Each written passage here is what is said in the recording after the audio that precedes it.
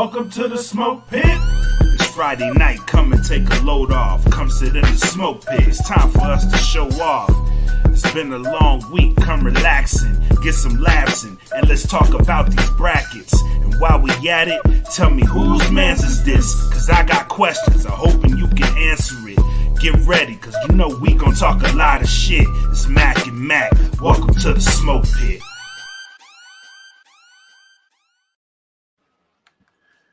Yo, welcome back to the smoke pit. If yes, you are sir. seeing these two beautiful faces on your screens, it only means one thing. It is Friday night. The Friday pit, night. yes, the pit is active. The weekend is here. Let your hair down. Sit on your couch if you need to. And let's get the shenanigans going. But before we do that, man, as always, we want to shout out the sponsors. Shout out to the plugs, Earbuds. Go to www.gettheplugs.com. Enter in code DFPN10 for a 10% discount. Make sure you guys are subscribing to the Bandcamp. We just got a lot of new music added to the site. If you watch No Gimmicks and you listen to No Gimmicks, I announced on No Gimmicks that I do have new music on the way. Oh. So, yeah. Oh. Yes. I am very excited to share. People are gonna start hitting you up with the Andre 3000 shit. Like, why you got so many singles out here? Yeah. Why you got features and shit? Yeah. But you ain't got no goddamn album for it. I mean, you do. If you don't fuck with Bread Like a King, that's already out there. Hot ass shit. That was like, how long ago was that shit? 7 years ago. Y'all fucking up. Y'all haven't heard Bread Like a King yet. But I digress. Go ahead. But yeah, there's new music coming. E. Smitty has new music on there. I know there's a lot of new stuff coming, so make sure you guys are tapped in and make sure you guys are on the Bandcamp, man. You can download the whole catalog. $3 to get you in there. It'll get you the entire catalog. You can download it. You can bring it wherever you need it to bring. And there's an app on there the way you can go on. You put it on your phone and tap in that way, man. So thatfeeling.bandcamp.com. Make sure you guys are tapped in. Shout out to the Patreon. We got something special for you guys later in the show, but shout out to the patrons, man. Shout out to the patrons. If you're not a Patreon subscriber, this is the link, patreon.com/thatfeelingpodcast. Make sure you guys are tapping in. Again, as little as $3 a month, man. It gets you so many perks, so many things that we do. We do drawings. We do. I'm gonna reactivate the game night. We're streaming UFC 280 tomorrow night. So make sure you guys are tapping in, man. Come get some of this goodness over here at the Patreon. Again, it's www.patreon.com/thatfeelingpodcast. And then also, we do have merch. I'm not rocking it tonight because it's laundry day. And I see you rocking Sam shit. Shout out to Illegal Opinions Podcast, man. Foreshadowing a little bit. Yep, foreshadowing. Shout out to Illegal Opinions, man. So we have the merch. Go to spring.com, as it is called now. Search for That Feeling Podcast. Or you could just look at this link if you're watching. Go to that link. Now, on to the shenanigans for the week. First and foremost, I want to say to everybody listening right now, we are both actively engaged in the baseball playoffs right now. So during this show, you may hear a little bit of cursing that has nothing to do with the show. So there may be an occasional shit, fuck, what the fuck are you doing? Stuff like that. You may hear that throughout the show. That's because we're both engaged. The San Diego Padres are playing the Phillies right now. And we are dedicated, so we're bringing this show to you. But we're also dedicated to this game. So we're going to be watching. And Yeah, you may hear some off-timed profanity throughout the show. So just want to get that out the way. You know, But another thing that's odd is there is a very super hyped superhero movie that is premiering tonight. And yep, normally when that shit pops off, me and you take the Friday off to go check yes, it out. yes. But alas, sir, here we are. Here we are. Why is that? I was Why is it that you are here, Black? Why are you here and not partaking in this phenomenon that was 15 years in the making, according to the producer and star of said movie? very simple, sir. I was not looking forward to it. All the hype this man brought to it. For those who don't know and can't tell how petty we are, we're talking about Black Adam. Yes. And I'm not mad at The Rock's hustle. I'm not mad at Mr. Dwayne Johnson's hustle. You never know how long you're going to be hot for in Hollywood. Get the money while you can get it, because I mean they'll love you today and they'll find one fucking tweet or some random ass shit and you out of here, my guy. You out of here. So get your bag now, which is what he's doing. However, I feel he's doing a little bit too much. To me. To me too. To me. The way he keeps talking about this movie and downplaying people's intelligence, like the one post that got me, it was like, 2 years, or what do you say? Like however many years ago, people didn't know who Black Adam was, and now I'm bringing him to the big screen. I'm like, really? As a person of color, I I don't know all the minority superheroes, but Black Adam is kind of a big deal. You know what I'm talking about? Yeah. He ain't up there with T'Challa and them. Right. He ain't up there with Luke Cage and them. But I mean, motherfuckers knew about Black Adam. Yeah. I mean, I'm not the biggest nerd in the world. Right. Like I fancy in the nerdom. I do. I dabble. Yeah. I dabble in the nerdom.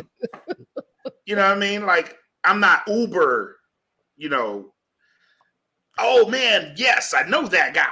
But I know who Black Adam is. You know what I'm saying? Like if I know who Black Adam is, I mean, there's a lot of people just like me. Yes. They know who Black Adam is too. So the fact that you're saying this doesn't compute with me. Like the fact that Shazam was a whole movie. Exactly. 4 years. Like if you know Shazam, you know Black Adam. So you're just like, sooner or later, Black Adam's got to show up, right? Right. Like you brought Shazam, Black Adam has to show up. You can't like having Batman and you don't introduce the Joker. You know what I'm saying? Like what is happening here? Exactly. But yeah, like it's a thing. The Rock tends to think he's like, I think he had a skit on Saturday Night Live, called himself Box Office Viagra. Like he would come and reinvigorate your franchise just for him being in it. And now apparently he thinks he's the Kevin. Shout out to She-Hulk if you haven't watched that. The Kevin of DC EU now, because he's feeling like he is launching the next phase of DC EU. And according to his post, it makes it seem like this is part one of phase one of the DC EU, and I'm just like, sir, have you not seen this train wreck? Can you let this movie breathe a little bit before you jump out here? Rob says The Rock is smoking The Rock. I ain't gonna go that far. He's very optimistic. His self-esteem is pretty high. It's seeing how it's DC, I'm assuming it'll come out on HBO Max soon. Normally they give it like 45-day thing, like it'll release and then 45 days later. Fuck, he almost had this fucking home run. But See what I mean? See what I mean? but God damn, that shit was close. I was like, fuck yeah. But it's like, my guy, like just put your one movie out. See what it does. See what it does. If you're resetting the DCEU, cool. I don't think you alone, because I feel, I call it a hunch. I don't think The Rock really understands DC Comics. You know what I'm saying? No. I don't think he understands how everybody weaves and intertwines and all that other stuff. The only thing I'm interested in seeing is Pierce Bronson playing Dr. Fate. Yeah, me too. Hawkman too. Hawkman, I want to see how they do that. I guess. Fate is just my dude, man. Like, yeah. Like I for whatever reason, I don't know, man. Like I fucks with Fate. And I feel like Pierce Bronson would do a good job as him. I'm giving him that. I'm giving him the benefit of the doubt. Me too. But The Rock as the main character doing the standard superhero shit. Like in the trailer, he's just like when he's flying next to the F-22s or F-35s, whatever they were. Like I've seen that before. I think Iron Man has an exact fucking scene where he's F-22s, the fucking F-22s, but he doesn't blow them the fuck up. But because Black Adam's that fucking badass dude, right? I'm gonna just do that. Yes. Like he knows Black Adam's not a hero, right? He should know this. Like when he fights Shazam, if it happens. In his extended universe, I don't know how long he's gonna extend this shit until they meet up. But like you're not forever gonna, you know what I'm saying? You're not gonna be the beloved anti-hero / whatever the fuck you think you are. You know what I'm saying? You're gonna be the bad guy. Yeah, you have to be the bad guy. You just have to be. But I'm not talking about lame ass bad guy like he was in Doom. You know what I'm saying? That was atrocious. Doom? Yes. Yes. This is why I don't trust him as Black Adam. It's because Angela, of Doom. Please, we got photos. We have evidence. We'll get to it. Trust. We have evidence. But I'm shaky because he took this on like I'm gonna resurrect the DCEU, and the DCEU just needs to sit down and get its shit together real quick. You already postponed Aquaman 2 for like another, I don't know how many more months. Yeah. You know. Well, that's because of Amber Heard. Shout out to Amber Heard. You know what I'm saying? You produced and made this Batgirl movie that'll never see the light of day for whatever reason. You know what I'm saying? You got this Flash movie that after the Snyder Cut of Justice League, where I'm just like, oh shit, y'all tapping into Speed Force and all that shit. This could be good. Then your boy done went cult leader status. Hey man, over there DCEU in Hawaii. They have some legal issues, bro. They have to tend to. Talk about it. Ben Affleck and Henry Cavill was just like, man, I'm gonna stay over here and play Geralt. Fuck is going? Yeah, I'm going to Marvel, man. I'm going back to motherfucking Netflix season 2 of The Witcher. Let's get it. You know, yes. Toss a coin to your whatever the song was that was popping in the first season. But that shit drop in what, December? Season 2 of Witcher. Y'all make sure to check that shit out. But yeah, that's enough for The Rock. I'm pretty sure Saturday Night Nerds when they come back, because they're actually gonna go watch it and come back with a review. So I'll let them go ahead and do that and let me know how it is. Oh, we need Tim Deckard to hit that stream, because I know he's going to watch it. No. Tim. Shout out to Tim. He kind of just chills and waits because he got the young kids at the house, so it's hard finding the babies. So he'll usually wait a while before he'll go check some shit out. But I don't know. I mean, DC is riding high after the Batman released in March this year. To me, like I'm just like, okay, but that's not part of the DCEU. No, But the it box, needs to be. and That that's should have what I'm been. saying. Like I saw the Batman, I'm like, I want more of that. The Rock's like, Yes. no, I'm doing a whole Nah, new we doing no. DCEU. Like, That's no, nigga, I want That's movie this. 1 of phase 1. The Batman. Not I this want shit. this. The Batman. I want that over there. I don't want this. I don't want this. I want that. You know. But yeah, that Eat the fucking soup. I don't want soup.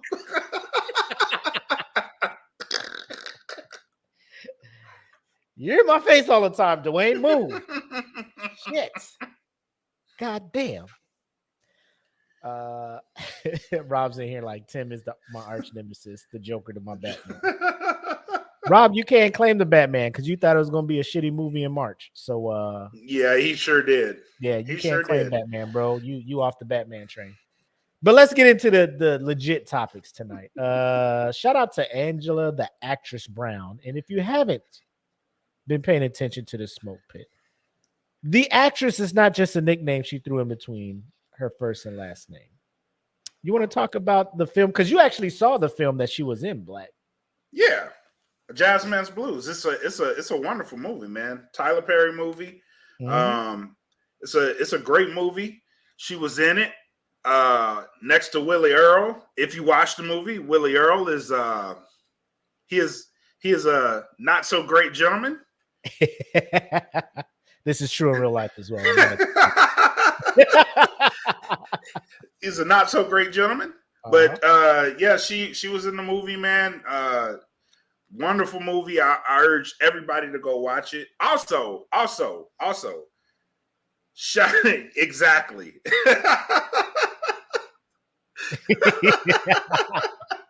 About to make this also picture. Shout out to Angela too for getting that degree. You know what I'm talking about? Yep. Congratulations. She's doing big things. Yeah, she's doing big things. Very, very, very great. Congratulations to you. Yes. Very happy for all of your success. Yes. I don't have my shot glass, but I do have my glass of Crown here. We can take a sip. Get ready for this weekend. Cheers, my guys. Salute to all the pitmasters out there. Let's get into the shenanigans. Salute. Yes. Salute. Now let's get fresh off the press. I found out about this topic this afternoon, and I could not wait to talk about it. Because as you can see, as if you know me, I'm follically challenged up here. Got it from my dad's side. It's the messed up part. I look more like my mom. Like my mom's genes visually got me. The hairline part got it from my dad. The rest of my siblings, dad, genes, mom's beautiful family hairline. Like she got an older brother, like 65, still getting fresh edges and shit with the little curls and shit. Good hair. Mm-hmm. I'm like, man, fuck all y'all. Me and my dad, the only bald ones in the family, bro. Me and my dad, only bald ones in the family. So you can imagine my resentment, if you will, my envy. I'll put it that way, not resentment. Very jealous of people who can do what said man is doing. Ladies and gentlemen, I'm talking about Akon. Nobody want to see us together. That guy. I'm locked up. Steady trying to find a barber to bring my hairline back.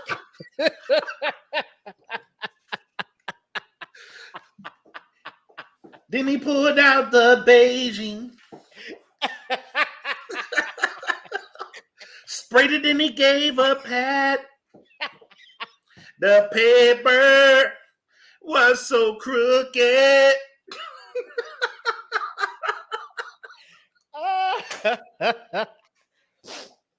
Oh shit. Dude, we should have wrote a fucking song for this song. Fucking.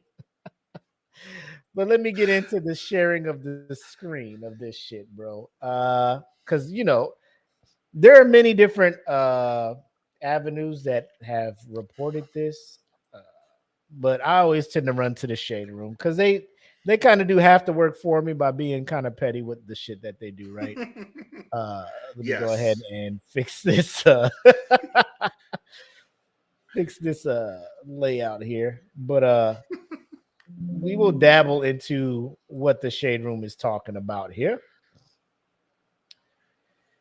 As you can see off rip, Akon got a $7,500 hair transplant in Turkey to achieve this new hairline. And I ain't mad at anybody. LeBron's been fucking around with, transplants and shit. Mm-hmm. He's been doing his thing. But here's a picture of him with the new shit, right? Look at that smile. Visually, Black, how you feeling about this? Hey, is it done well? Because we have people like a Tory Lanez, you know what I'm saying, that fucked around. People like a LeBron James that fucked around with this shit. Who are other well-known celebrities that fucked around and was fighting the pushback with technology? Jamie Foxx. Oh my God. This motherfucker had a different. There was one point in time where this motherfucker was like, he, depending on the day of the week, was how his hairline was gonna look. You know what I'm saying? Like, his shit would be here with the little mini Steve Harvey, and then his shit would be up here. Then it'd be like a wave. I'm just like, Jamie, you just got different scalps. You just took all the scalps from the makeup room from you went in Tyler Perry Studios. What you doing all these goddamn wigs? Hey man, I got the do for the Twister video. You know what I mean? Are you gone? Oh. She said she wants some Marvin Gaye. Hey, can I keep this wig? I guess, Jamie. What you gonna do with it? Don't worry about it. But yeah, I mean, he's happy. He's living his life, right? So he went to Turkey to get this hairstyle, and the thing I want to show you. Here's a quote from him. Or actually, let me just play this video for y'all.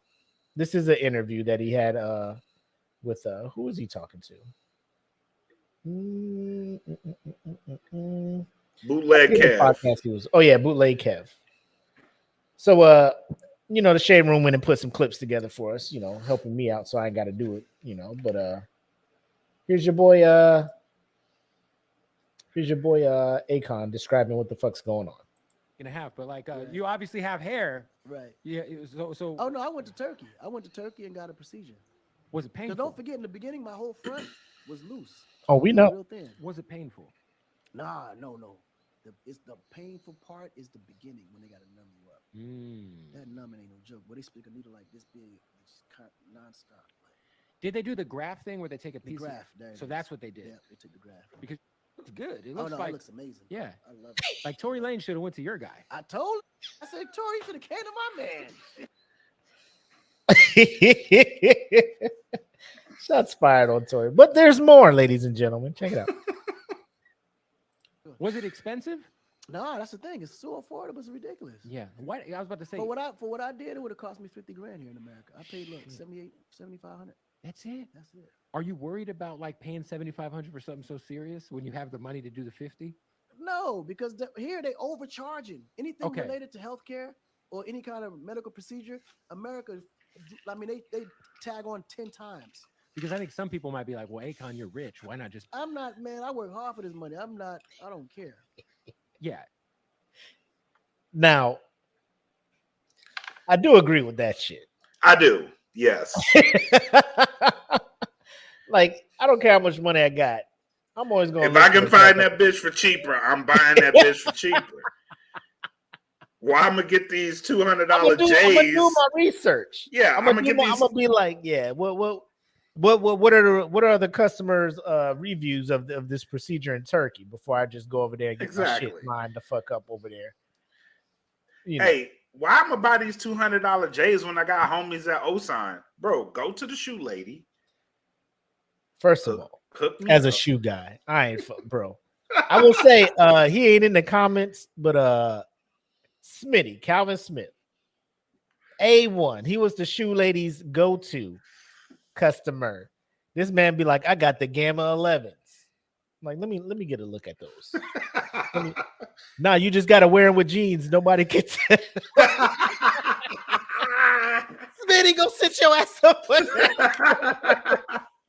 You got it. He's like, if you hit up he was like, if you hit up the Osan J lady, you just gotta keep wearing jeans and pants with your shit. You no shorts allowed, and you gotta wear them at night. I was just like, why you got so many stipulations, my guy? Cause man, they sketchy, bro. They'll hit you with a disproportionate Jordan silhouette on your shoe, and motherfuckers can tell from a distance. Why Jordan leg crooked like that on the back of your shoe, my guy? Why half of Jordan look like fucking Oliver Miller, the other one look like Sean Bradley? What's going on here? But let us continue this interview. So of course, Akon is embracing all the jokes and shit. So apparently there's a Akon hairline challenge where people are like photoshopping the shit. It's all good. This is the part I want to show y'all. Look what Akon used to have, bro. Y'all see this shit here? Bro, just go bald, my guy. That's what I'm saying. Like, I mean, if you got the money to go from that to this, go ahead, bro. That's not what I'm worried about. What if you want to grow your shit out? Like, how's the growth going to happen here? Don't they actually put like live hair follicles in? Like alive hair follicles in? I think so. But like the portion that you didn't get done, like, is it gonna grow the same way? You know what I mean? Like, feel like I hope he did his research on that shit. Me too. Because, like, what if you? I don't want to think that that's like artificial turf and it just stays the same height, the same length, the whole time. You know, like it's just look like Edward Scissorhands cut your hair. Permanent. It's permanent. 1/4. With the grain waves, right, the whole time. Like I feel.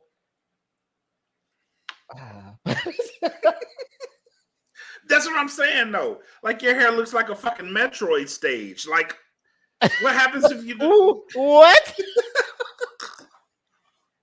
Explain, sir. Like, your hair's just growing just different ways. Like, you know what I mean? Like,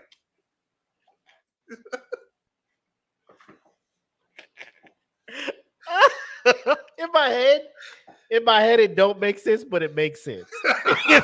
if that makes sense, you know what I mean? Like, I'm imagining Metroid and all the fucking, like, it'll be a lava section in this part of the map, and then it'll be like a jungle section in this part of the map, and then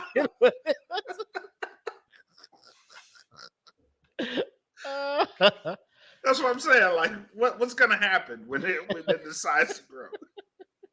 What the Metroid stage? I don't know. I mean, he's like, I haven't heard any new music from this dude. I don't know what he's been up to. Or he's been doing amazing things over in Africa. Yeah. You know what I'm saying? I don't know if he's doing this for I don't know what he's doing this for. If he's doing it for him, if this is something where he's just like, this just makes me feel better as a person to be me. This gives me confidence to do what I need to do. More power to him. Yeah, more power to you. It's one of them things where, like, at this, like, you're so world famous. Like, who are you? People already accepted you for what you already looked like. But again, it's like one of those things, like, anybody who gets any kind of cosmetic surgery, like, people know who you are.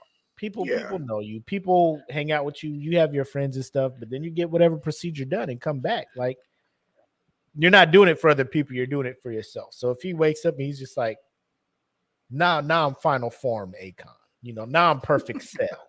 You know what I'm saying? I absorbed all the other androids. You know what I'm saying? So that's how he's feeling right now. It's cool. It's cool. But again, I'm coming back to oh man, I went too far. I'm coming back to this shit. Where I'm just like, bro, people was just cool with you just going bald, bro. Like, that's just like You are who you are. You know what I mean? No, I say that because if I ever get the money to just be like, I can go. Granted, I would not want to. One, based on what he said, he was like, they get a needle this long to numb up your whole scalp. I'm like, bro, I ain't here for that shit. My fear of needles, like there's a like, you know, I get tattoos and shit. You know, the needles like this. You know, like I've been jabbed with needles. Yeah. Countless times. I'm in the military, right? So it's you got it. You it is what it is. But when people describe the length of a needle, I got a spinal tap one time because they was trying to test me for meningitis. Mm-hmm. Them motherfucker brought out the fucking kit. Oh, that yeah. Drained the spinal fluid. That motherfucking needle I was like, that's what y'all gonna use. Y'all gonna use that right there? I don't want it. There's no other way. You just can't cut my back and drain the shit out like an oil change. You gotta put that in me, and that shit hurt like a bitch, bro. But like if I see the needle, I'm like, I can't fuck with it, shit. You know, you gotta surprise me. You gotta blindfold me. Be like, yo, we just gonna numb you up.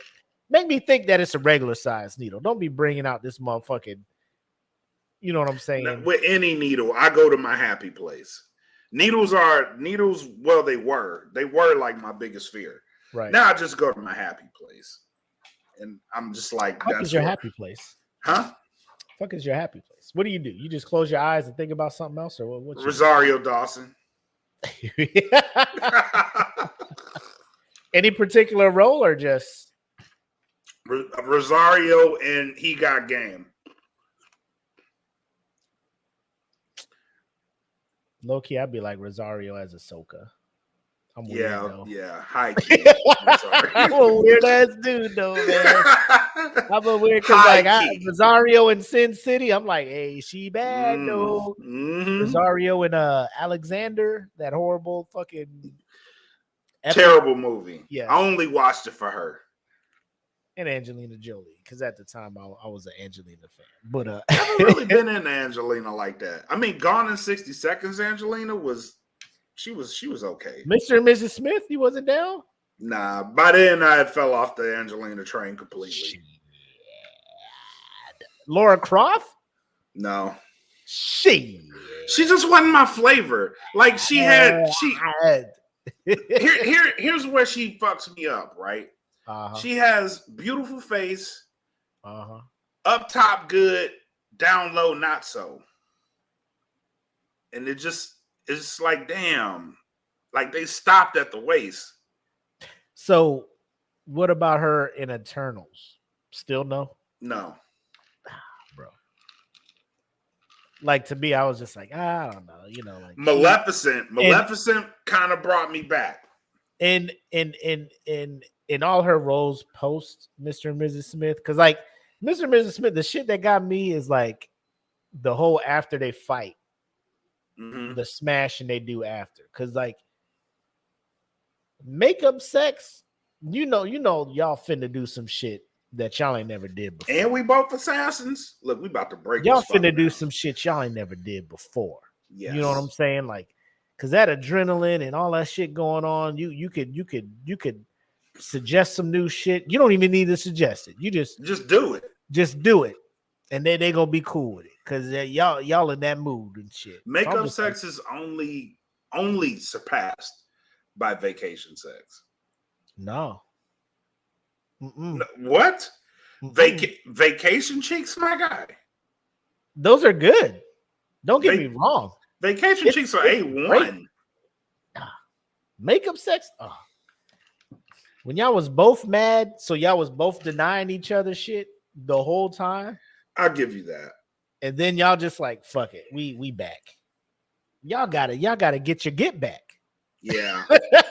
Yeah. We gotta make up for that fucking bullshit ass 14 days we was just not talking to each other and shit, acting like we ain't want to fuck. You know what I'm saying? And then all of a sudden y'all just like the best though is heat of the moment. Oh yeah, like instant. Man, fuck you too. What you say? Come bow. Like oh shit. I love you. Like that shit in what's Kendrick's joint? Oh yeah. You know, at the end, fuck you. Well, fuck me then. Like, oh shit. What? No, You seriously, playing. fuck me, You nigga. playing. Like, shit, come here, You girl. playing. Doggy style, and I'm out. Like, shit. Like, you know that sex was it. Oh yeah. Oh You know yeah. that- That Bro. hit hard. Yeah, I was just Oh, like, yeah. I'm trying to fuck right now. Like, let me go start a fight with my wife right now. Get in these We sheets. are so toxic. Just get in the house, man. Fuck you. What the hell is wrong with you? Nah, shut up, bitch. Shut up. The But fuck up. but I value my life, so I just don't Yeah. start shit like that. You know what I'm Me saying? neither. I would have to sleep with an eye open. Yeah, because yeah. I'm not gonna say she gonna hurt me. I'm just saying she'll do some slick shit like I go to sleep, wake up, and like ain't nobody in the house. You know, Ain't that some like- shit? I had like that shit clothes happen are to me, gone too. and shit. I'm just like, where the fuck my family went? Nah, we out. Right? I've had some similar shit like that happen. Like argument, and all of a sudden my alarm don't wake up and I'm late for work. You know what I mean? Like little shit like that. What's happening? Like, why the fuck am Going I around 30 here? minutes late for work? I always set my alarm. No, the fuck you didn't. Oh. Oh. I see what you did. Well played. Well played. Let's move to this next topic. This next topic's a little bit more serious. We'll be looking for a little bit more input from some of you guys. But Feel I free to hit them feel, comments. Rob Gibbons. Shout out to Rob. Yep. So he posted a post about Earthquake, the comedian Earthquake, not a real serious fucking earthquake, right? Or a stripper. If I don't know where y'all go, but if y'all know a motherfucker named Earthquake and it ain't the comedian, this ain't the motherfucker we talking about. All right. What the fuck? Yo. But Yo, if y'all spot an earthquake in the strip club, call me. I want to be there to witness it. she over at the Matador. No. The Matador is where they be at. That's like the that is a new that's like commandment. the single A minor league. Yeah. You're working your way up through strip clubs. That ain't even Facts. double A. That ain't even triple A. That ain't even G League. That is, Nope. hey, you right out of high school. We need to make sure you got it before we send you up to these Yeah. other kids, man. We got to see what you're doing. You We got to work located on, right out the back gate Yep. of the base. Work in on the your cut. craft here. Yeah. In the cut. Ain't on the main road. Dirt You got to drive road. through the woods a little bit to Yep. get here. You know what I'm saying? But, Dirt road. Perfect your craft out here, my guy. You don't Shout out even to need Pitmaster. gold dollars. Pitmaster Josh Coley, man. He the one that told me about. I was there Me too. for I was there for about a year before I knew a strip club was right outside the gate, right there, Me too. bro. I didn't know that's where everybody congregated either. And I'm like, why the Why fuck the whole y'all- squadron here? Yeah, why the fuck does everybody come here? Everybody? Look, is that Bucky? The hell is this place? Is that Cisco? The fuck is going on here? The fuck is The this? hell? Duggan? Why she got a band-aid on? Bro. She pregnant? Gotta get it. Anyway, so Earthquake apparently is I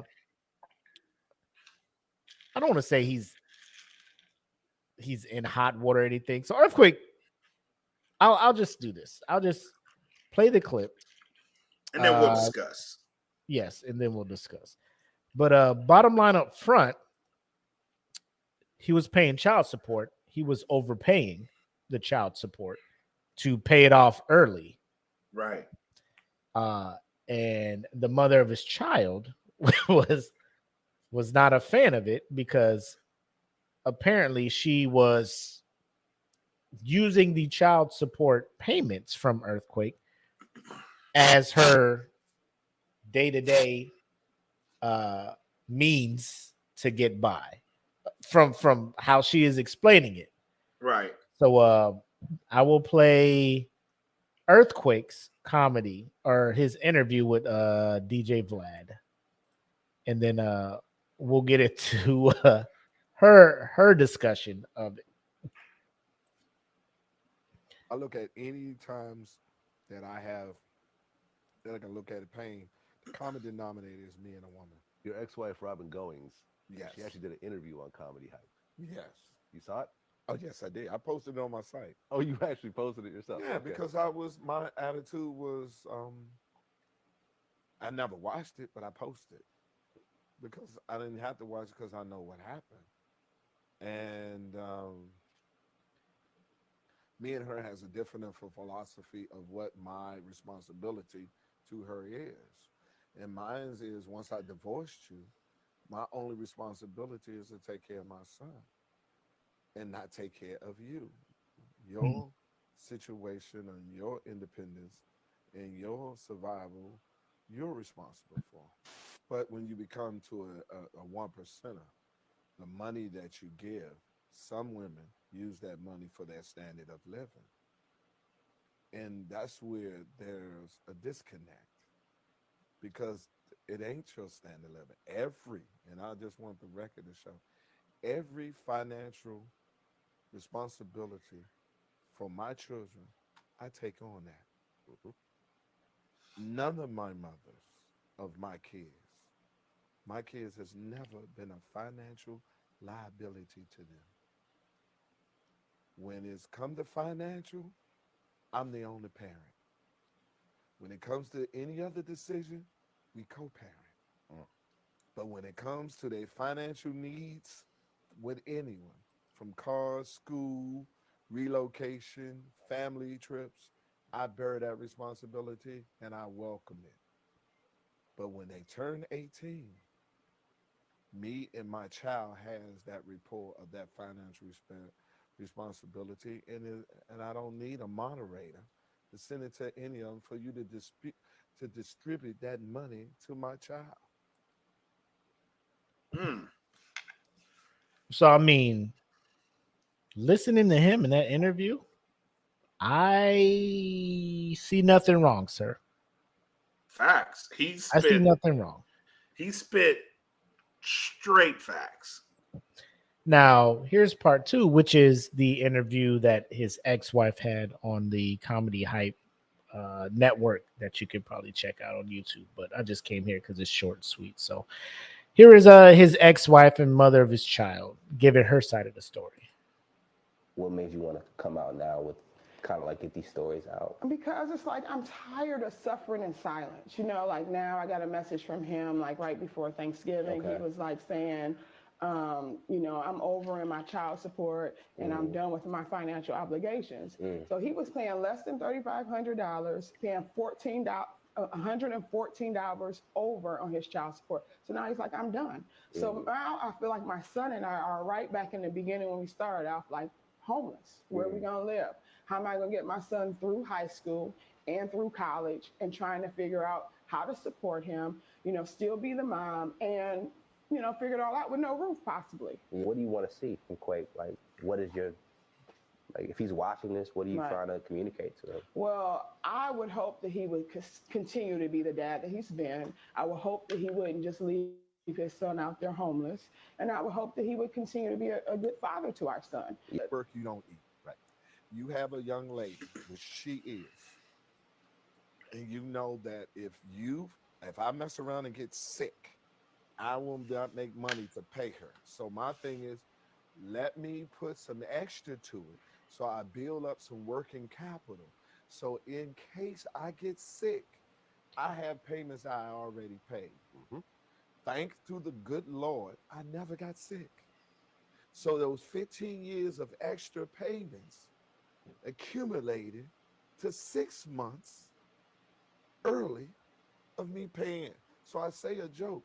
My son is 17, but in child support years, he's 18. Right. So if women want a man to pay the rears for the money she didn't get, then if you've been paid overages, you can't keep that too. You can't have it both ways. And if you spend it, and because you spend it, Now it results in you not able to sustain your standard of living. How is it my fault? What made you want to come out now with kind of like get these Bam. stories out? All right. Black. We've had them comments. We've been reading the comments in there. We've seen what the people been saying. Yep. Floor is yours, bro. What is your outlook on this whole situation here? If Earthquake paid those payments, which he explained why he paid those payments. So in the event that he couldn't work to get the money, he was paying over, right? And he did this for 15 years. Mm-hmm. He did it for 15 years. So if he makes these payments over, where was the complaint back then? He's paying over. Right. Because there is no complaint. No. Because you got that extra bump in that check that's coming to you. There was no complaint back then. Now that he's paid it off early, she's complaining. Like, well, he doesn't have to pay anymore because he paid over, and I don't know what I'm going to do for 6 months. Mm-hmm. But there was a comment that came up in here. If she can't afford to take care of the child, send them to the parent that can. I wholeheartedly agree with that. Maybe it's time to... I think that's a no-brainer. Yeah. Like, if she's sitting there like, we finna be homeless and stuff, sound like the minor needs to go and stay with the dad then. Yeah, because he's financially able. Right. He's financially able to take care of the child. Let's go! Woo! There it is. I haven't been watching, but there it is. There it is. There it is. Tied up in here. 1-1. Padres 1, Phillies 1. All right, let's go. Let's go, Padres. Let's go. Let's go. 2 outs, top of the 4th. Padres tied it up. Let's go. That's what's up. That's what's anyway, up. Back to what you were saying. Back to the serious stuff. But what I was saying is I agree with the statement that if she can't afford to take care of him, it's time to petition the court at this point. It's 6 months, and once he's 18, and I believe whatever state they're in, I think after a certain age, a child can choose whatever parent they want to be with anyway. Right? So if you can't take care of him financially and provide what you've been providing, and it sounds to me like what she's been providing him has been all off the strength of Earthquake's back. So if you can't do that anymore, it's time to give him to Earthquake, and then you settle it out from there. But Earthquake is absolutely right. He has no obligation to her. And once he's committed to his payments, he did it 6 months early. I see a comment from Rob saying he's lucky he's seen a guy get in trouble for overpaying. Yeah. First and foremost, I don't understand how you can get in trouble for overpaying. Like, there's so many people on child support that don't pay them shits. Like, why would you fault somebody that's overpaying? You know what I mean? But I think go ahead. This is just me. Like, I'm not in the books and the letter of the law and stuff, but my thing with overpaying is like, motherfucker just pay that shit all up front, right? Woman gets that money, supposed to just delegate that to. In my mind, this is what I'm thinking. Child support is all dedicated to providing that child with whatever that child needs. Right. The parent who has custody of the child who is receiving child support is still supposed to be responsible for going out to get a job and paying for the other stuff that the child support is not paying for. Right. What I've seen in a lot of these cases with celebrities who are paying child support, the parent who is in custody of said child is using that child support to sustain a certain lifestyle that they should not be sustaining. or should not be portrayed. You know what I'm saying? Right. So that's what I'm thinking this case is. Because the way she made it sound like, oh, we're finna be homeless. Like, what? Like, where are you living to where now child support stops? You got to get the fuck out of there. You know, like I understand mortgages and real estate and rent and all that shit is up nowadays, but do you have a job? Like what is going on where are you working? Yes. The overages you were getting, what were you it's like the military. You know, you get that motherfucking check that's like, this shit is way more than I'm supposed to be getting. Let me put this extra shit to the side because at any moment, you know, they can come and get this. You know, they'd be like, oh shit, we overpaid you. We're taking this shit back. Hold on, we got a comment. Eric said that technically you can get in trouble because per the court order, you pay this amount. One guy tried to pay lump sum and got into trouble. Family law is weird. What? Yeah, that's fucked up. But he didn't. Like he was only paying, according to him, like 100 and whatever, 140 over. Yeah. Just chill, bro. Chill. You know what I'm saying? I mean, I guess in the cases, but I guess that goes back to what the court order said. Like, if maybe he made an agreement, like, can I pay over? You know what I mean? You know what I'm saying? Like, so here's where I'm at. 6 months early. Is she the 6 more months of him paying child support is going to get her through? Because she talking about how I'm supposed to get him through high school and college and all that. Like, bitch, it's supposed to be 6 more months. It's of this 6 shit. months. Yeah, 6 months. Like, well, what are you talking about? How am I get him through college? Like, how are you going to get him through college? Yeah, because that once he turned 18, that money's going paying away. The regular amount. Then he goes off to college. What you talking about? How am I get him through college? He ain't applying for no scholarships, no grants, no federal loans, or you better hit that FAFSA website. I tell you one spot where you give them 4 years, they'll pay for your shit. I'll take you there right now. Sign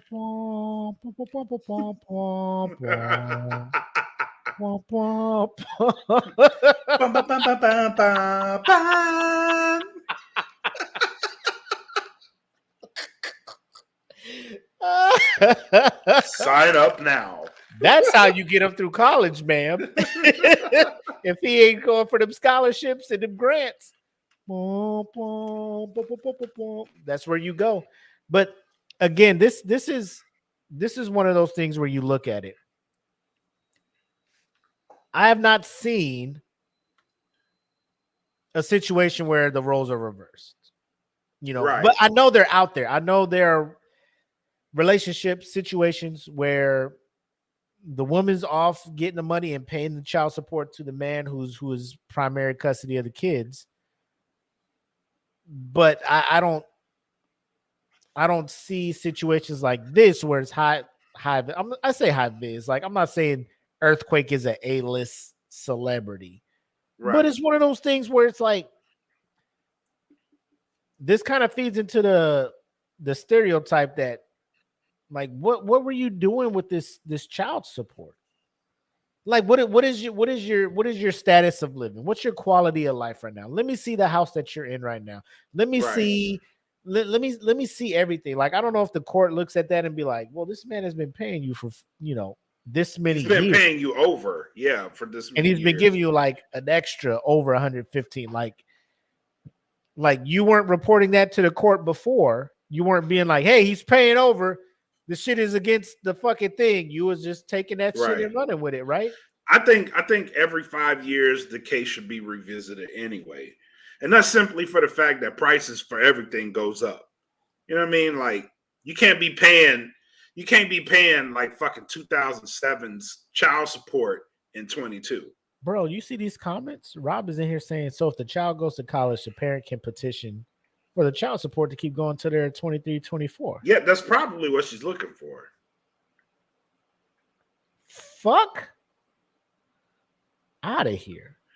That's probably a grown-ass man at that point. Yeah, but at 18, what I would say, and if he did pay it off early, what I would do is exactly what he said. Like, at 18, like, my financial obligation is to him. and not He can her. come to me for the college Yeah, shit. he can come. I Yeah, ain't gotta pay I'll you pay no that more. bitch in full right the Right. fuck now. Yeah. You know what I mean? But And I mean, I'm hoping he could go to court to talk about this shit right. with the judge. Be like, if she out here like, how I'm supposed to pay for college? Your Honor, let me talk to my kid. I'd have no other financial obligation to her. I'm here to Like if support my him. kid wants to go to college, I'm here to support him now. Yeah, You I'll on pay your for own. You're a college. grown ass woman. Yeah, yeah. He's 18. He want to go to college. I'm gonna pay for it outright in full. Money's in my account right now. I'll show you how much is in there. I'll pay it. Yeah, I agree with Jen. She's in the comments saying, like, these celebrity custody battles and stuff, like the amount they pay in child support is fucking ridiculous. You know what I'm saying? Because child support, I'm assuming, is just to ensure the child has a good life, like a normal, you know, like I ain't gonna say average, but a life that's comfortable. You know what I'm saying? Yeah. Not anything extravagant, not anything just barely scratching and getting by type stuff, but you know, to get by, like enough. Get back, yeah. And every state mean, has and- their thing. And I think what it is like, I think the flat rate is like depending on state to state. Like however much your monthly income is, there's a percentage that's just like, bow, this is child support. Right. So if you make a grip, they hit you with that 10% or whatever the fuck the percentage is, and it is what it is. And the problem is these parents who have the custody get this money and they know it's way more than what is needed to support and they the go child. spend it. Yeah, So then they spend it just on live their lifestyle. fucking life and just be acting like they got it. You know? Shout out to all pro athletes that get caught in these fucking traps where 18, Kanye said it, 18 years. She got you for 18 years. You stuck. Yep. And it fucking, I can't even imagine that shit. But it is what it is. And so now Earthquake, who like I just paid off a lot of shit. We sold the house in there. We paid off a lot of shit. So I'm just like, leave me the fuck alone. Right. Now, if those like debtors and collectors was like, nah, you paid that shit off too early.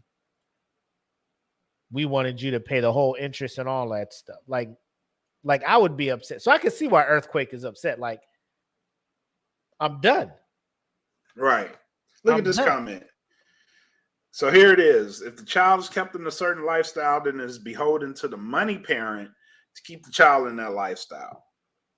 So a newborn is born into a quote unquote lifestyle. Shitting in diapers that cost this much. Wearing fucking onesies from Oshkosh and Carter's that are this much. Sleeping in a crib, like it's this much. It's the parents who are in a lifestyle. Like, you know what I'm saying? Like, yeah, the baby ain't wearing Gucci diapers. You know, he ain't wearing fucking Louis Vuitton scratch mitts. Courts you know don't what I'm see saying? it that way though. It is, and I get that. I get that 100%. Yeah. You know, but I feel like I ain't trying to dip my toe in the child support shit and all that stuff because like Hell I said, no. I have no dog in that fight. But in an instance like this, I feel like this is something that should be taken in consideration in future cases when it comes to people making certain money, like, you know, judges be like in the trial of this v this or something like that. Like, you know, if y'all want people to not pay over, then just make it a thing. Like, he owes you this much a month. If it is not this exact amount, if it's lower, if it's higher, you come let us know. And then we'll get in touch with him and be like, hey, you can't do that shit. You know what I'm saying? So it's one of Fuck those. that. But I will tolerate your ass until the kid is of age. Cause fuck that. That's at the bottom line. The bottom That's line. too much. Like my kid, like I will I could hate your guts. Oh, I will tolerate you until this motherfucker is 18. I will keep this shit civil. And but once that he walk across that stage, she walk across. Ooh, Jesus. I'm gonna be waiting at 11:50. Lucio John McCoy. He Hell get that yeah. diploma. I'm gonna be like, fuck you.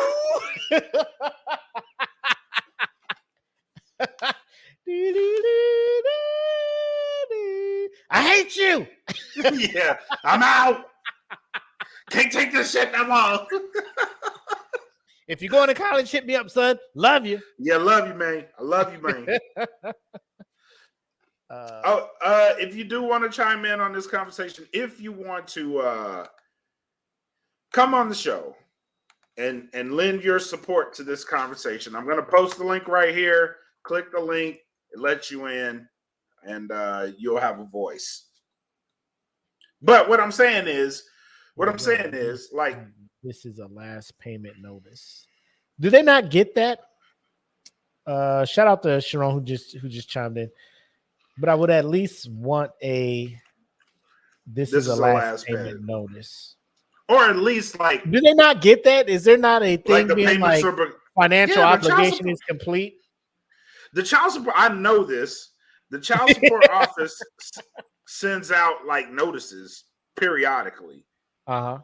You know what I mean? Like if the payments are on time or late, they do send these notices out. Right. So I would expect like mail to come and tell you like where they are. Are you not tracking this? Like I feel like this is something you should be tracking. You know, like if I went to a whole court thing and had a ruling and there's a financial thing set up and I know you're supposed to send this many checks for this many months. Am I not tracking this? Am I just depending on all of a sudden be like, oh shit. Well, where's my check? They're like, oh my God. Like that is something like, and I'm just built different. I don't know. Like I would feel, God forbid, situation happened with me and my wife. We move on. For some reason, you know, she's paying the child support. Like I'm tracking shit like that. You know what I'm saying? Like it's one of those where I'm not trying to get, you know, caught off guard with some shit and be depending on that check for survival. You know what I'm saying? You know what like, I mean? Yeah. You got to be in the mindset of worst case scenario that check don't come. Like you split.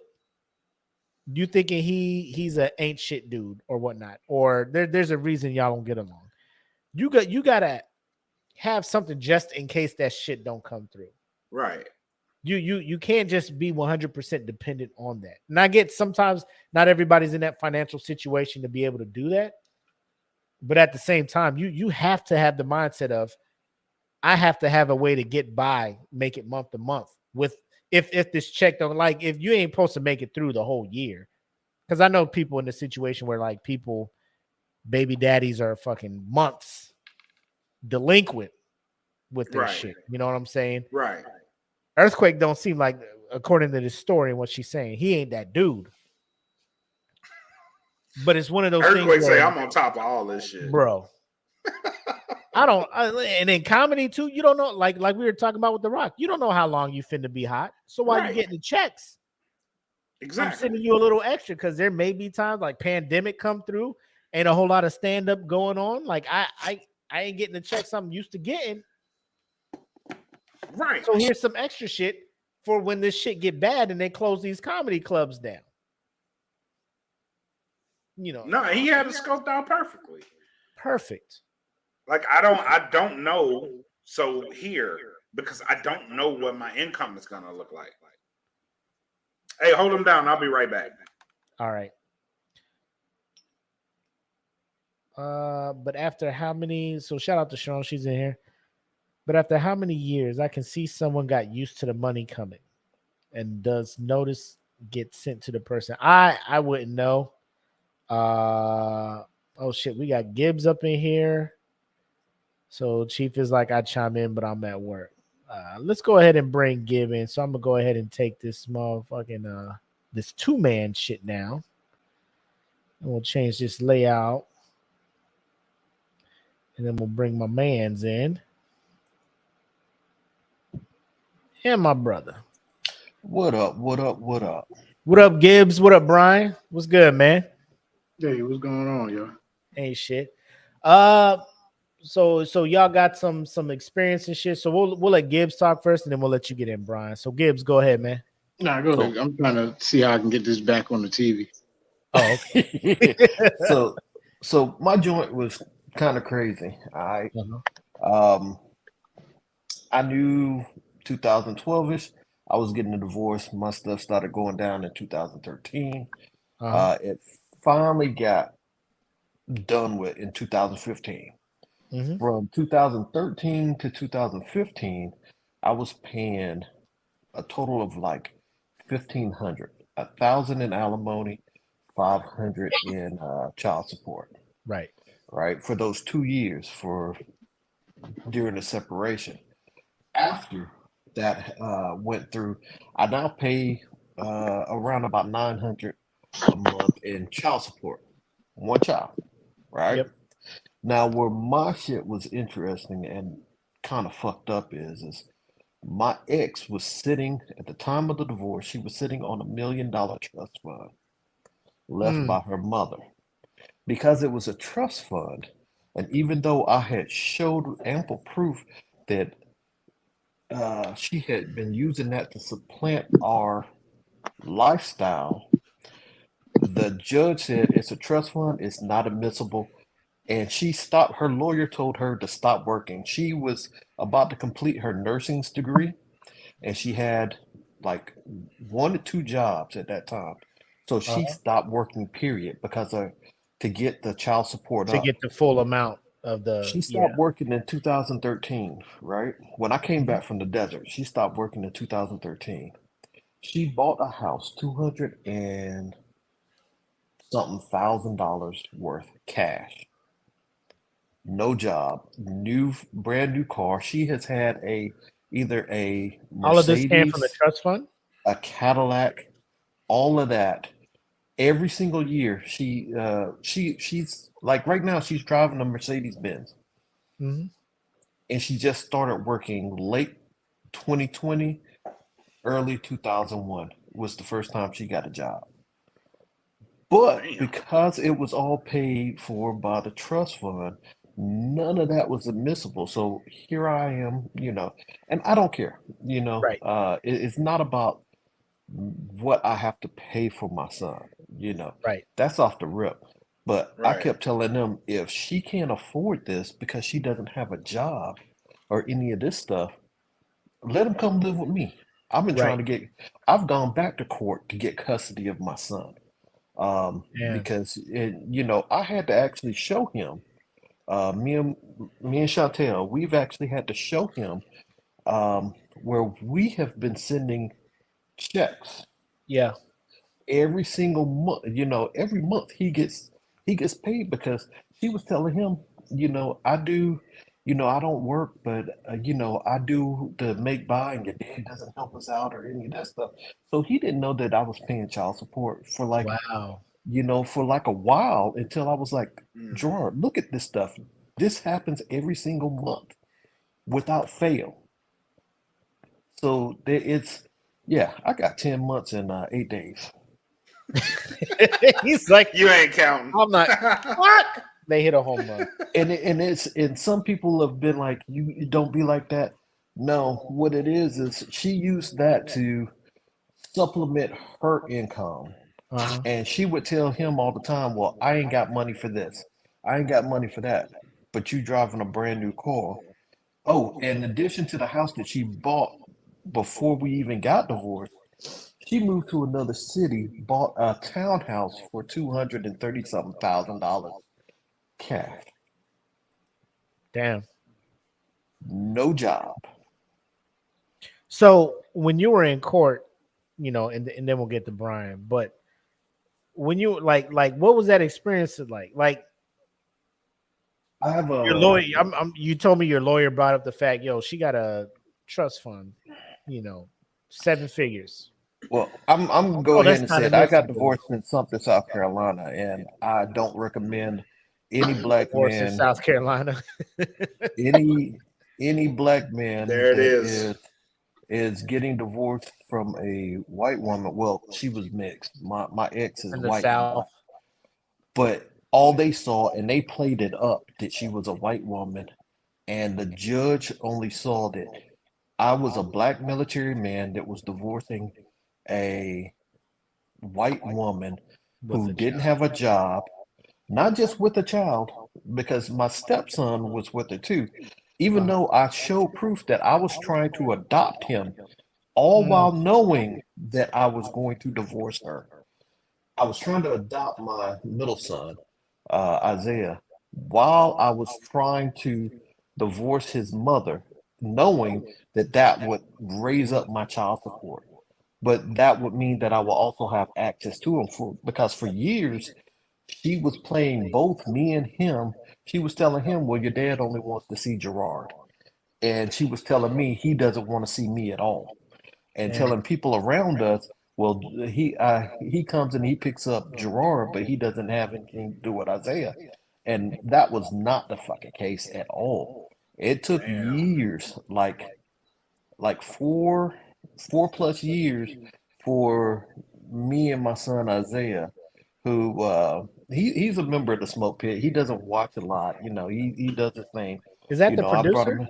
Yeah, that's the producer. Oh, shout out to him. Yeah, man. It took a long time for me and him to get, straight because there were things that, he didn't know was going on in the background that just wasn't right, Right. I'm under a court order right now, and this is the hardest part. I can't talk to my youngest about any of the stuff that went on in the court. Like I can't tell him about some of the stuff that was being said. I can't tell him about the fact that his mom was sitting on $1 million. I can't tell him how they tried to paint me as a racist, a black racist. Yeah, y'all seen my wife, and I'm racist. In order to garner that effect, that there was so much more out there that I can't tell him until he turns 18. Like Wow. we got a packet from all the court documents, saying, the judge threw out everything. His therapist, he was seeing a therapist at that time too. His therapist was saying he needs to be with me so that my ex-wife could focus on Isaiah because he was having troubles, and that way Gerard can get the attention and the help that he needed. The judge was like, "Yep, I don't need to see her or any of this stuff." It was completely a farce, but all of that went towards me paying the child support that I was doing. And again, she just now got a job from 2013 to 2 years ago. Wow. Yeah, Eric, that blew my mind because we were showing where it was supporting our lifestyle because we were doing things that I couldn't do on a tech sergeant fucking pay. You know what I'm saying? Right. And we were showing where I would come up deficient, for all the different stuff that we're doing and rent. And as a matter of fact, she moved out of that house and left me with the house, and I had to pay the alimony, the child support, the rent. And because we were still married, the judge said, if anything happens over there, I can be legally obligated for that. So what she was trying to do is she was trying to get me living in a fucking 1-2 bedroom apartment that I could, look. Move out. What happened? Well, she moved out of the house and I moved into the house and I had to fix the house up because that house was, if I tell you, listen, man,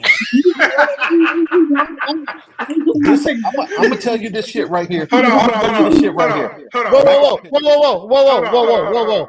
Yo, everybody, like you two, I don't want y'all to say something on here that these exes of yours can take to court and be like, listen to this. Listen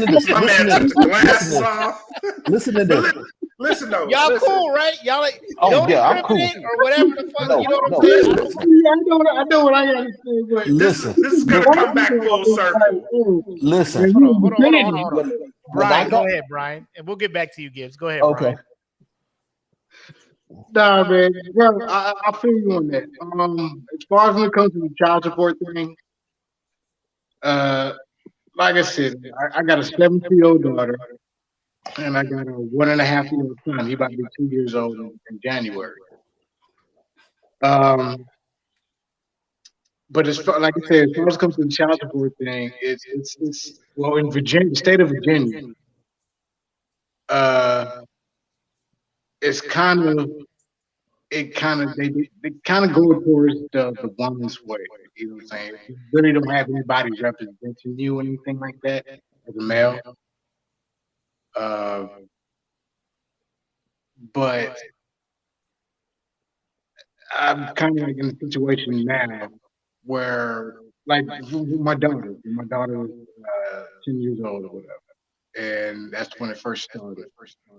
And with the court, I was giving them at the time. I had a job at the time.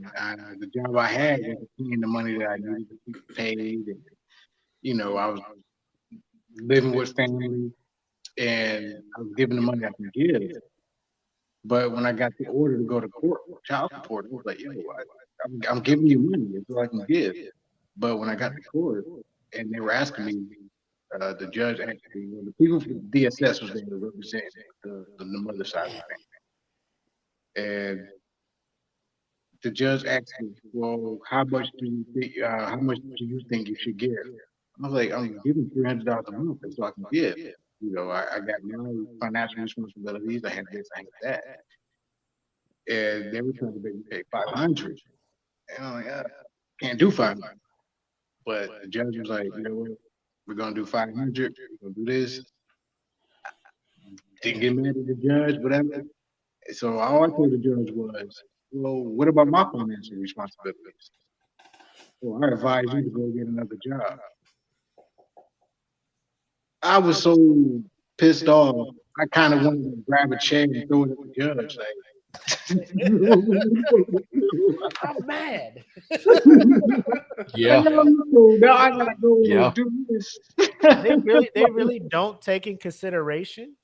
They don't give two They fucks. look at your income and be like, transactions and everything, right? Yeah. They So don't you're give a providing shit. paperwork. This is my budget. This is He what didn't I'm even already do paying. any of it. That's what I'm saying. I had it. I had all the paperwork. I have this. He's like, I'm not looking at that. I'm like, wow, is this real? I'm on TV right now. What's happening? I'm like, yo, I have it. Am I on TV? I just want to let you two both know that if anything happens with me and my wife, I'm taking this shit to the face, bro. Like, we ain't separated. No, but one thing I do want to say though is, anybody out there listening right now, whatever. I mean, I saw the comments and stuff like that, but daycare, that's one of the things they'll use to get more child support from you. Right now, I'm going through a situation right now where it's like he's trying to use daycare situations to get more money out of my pocket. So let me ask y'all both this in both your situations. With Gibbs, you kind of told us the X wasn't working, just started working. Right. Brian, not sure your X working or not. Do they not look at that and be like, well, since you guys are working and bringing in X amount of income, we're gonna adjust the amount that the supporter is going to have to pay for child support? No, they do that. It's dumb. I'm talking about Virginia. I don't know about other states. I'm just talking about Virginia. But Virginia, they have like a formula that they set up. Mom, how much you make? Dad, how much you make? Dad provides the proof of how much he makes. Mom provides how much she makes. Yeah. Mom can sit there and say, "Oh, I only make $12 an hour." I can go in there and be like, "Oh, I only make $10 an hour." So it depends on the judge. The judge like, nah, I need more. I need more paperwork. I need to see it because I can go in court and lie like, "Oh, I only make $10 an hour," and the judge will put that in there and this and that, and that's how child support is made. but it goes in the order of whoever makes the money. If I make more money than the mother, then yes, I'm gonna pay more child support. Yeah. If the mother makes more money than me, then I'm paid less child support. What you have to say, Gibbs? Look, they've actually told me that okay, you can go and have it adjusted because she got a job, right? Yeah. There was some stuff that I learned that she was doing, getting paid, like she was doing the sex parties and the candles and the Mary Kay and that sort of stuff, right? Hold up. But Hold hold up. on, yeah. What? Yeah, she was doing not like she was going out fucking people, but she was selling the Okay. toys. She was selling toys. Okay. Now, I'm glad you clarified this. I had so the sex toy parties and all that stuff. right. But Oh, in order to take her to get my child support adjusted for that, I would have to go back to court and pay money, and which I've done The legal fees of all that, twice. yeah. Once went back to court once, and yeah. man, I'll go to one of them fun parties and buy some shit and take that shit right to court. Look, Boost her income and be like, I know you're making money, girl. I know, Look, look, look, Your look Honor. from you. Exhibit when I tell you, it is so fucking crazy that I would have to spend more money. In my opinion, I think it's me. I'm not a big fan of child support. I'm not. I'm not a big fan of it. I understand the purpose of it. Don't get me wrong. It's the purpose for it. But if the father or mother or whatever is doing what they're supposed to do for the child, there is no need for the court system to be involved in financial situations with the child. But you have people out there that's like, we got cash, I'm gonna get it, I'm gonna do what I gotta do, and I feel like that's the situation I'm in right now. I think it's just it just comes down to the motherfuckers who haven't been paying child support. Why? Right. You know what I'm saying? The people who don't step up and provide for their children. That's what I'm saying. That's the purpose Some of for the it. state laws and some of the judges lean and rule the way they do because they feel and this is just me making an assumption. I don't know if I don't have the facts to back it up, but like you said, Rob, I think some of the judges, depending on how they look at the defendant or the father and be like, black man, statistically, y'all don't be doing y'all shit. Mm-hmm. I'm gonna just. He probably looked at Rob and be like, "I sense niggered him." Look. White My woman lawyer too? told me. White woman My lawyer too? told me. Oh man. Yeah. My lawyer told me. He said, "Hey, settle down." Because Fuck you mean I settle was. down? Hey, look. And you can visually see it on my face. Some of the stuff that was going on and was being said in that courtroom, and I'm sitting up here Do going, you have a lawyer? You ain't gonna What? object? Do you have you a ain't lawyer? gonna stand up and say No, objection? Rob, do you have a lawyer? "Yeah, I had a lawyer." You That have. lawyer wasn't shit. Yeah. Now, no. What's funny is my lawyer actually made it to where a lot of the stuff that she wanted, she didn't get. She got actually less than what she was trying to get. My lawyer helped me the fuck out. Okay. But yet and still, against the judge that only saw me as a black dude in the military and all this stuff. Look, That's some shit. here's the truth Uh-huh. that I didn't tell anybody this. My ex wanted me to sell the house as it was, which I would have taken I would have been upside down on it. I would have still been making payments even if I sold it. So Damn. yes, it was that bad because it was it was in both of our house name. She was like, I don't want any equity. There was no equity in the house at the time. If I would have sold it as it is, because of how trashed it was and how fucked up it was, everything else. So I'm paying. What was it? For alimony and child support.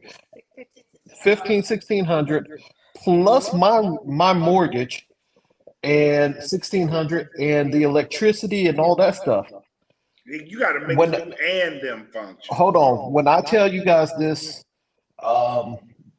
there was a few times that I almost got caught, but there were times that I was playing the electricity game where in order to pay my child support and alimony so I didn't go to fucking jail, sometimes there was a lapse and my electricity was off for like a week or so. And what I would do is legit, I would go to the station, to the unit and sleep at the unit. she got told she turned the electricity. I did. I would shower at the unit. The judge knew this, or was this brought up the to judge the judge? didn't know this. Man, I wasn't telling nobody this. People at work didn't know I was doing it because they would be like, "Damn, Gibbs, you here?" The judge knew exactly what I could afford. He had all of my details as to what was coming out and what he was asking. And her lawyer's thing was he could sell the house. While she just bought and renovated this new 200 and something thousand house, in which I would be forced to live in a, 1-bedroom gutter snipe apartment there in Sumter, South Carolina, so that she can show, hey, your dad ain't living like shit, and we living the good life. That was her goal. When I tell you this house was fucked up, listen, dude, one of the most fucked up things I've ever seen is I opened the stove. All of the grills and grates in the stove was taken out, and there was a fucking fruitcake left in the bottom of the stove. The fuck is a fruitcake doing in the bottom of the goddamn stove? Man, Trash in the bathroom, I want to say, all this stuff. I had to do some structural shit. I had to get some termite stuff, the roof done, all of this shit done while paying alimony and child support for 2 years. I just want to say,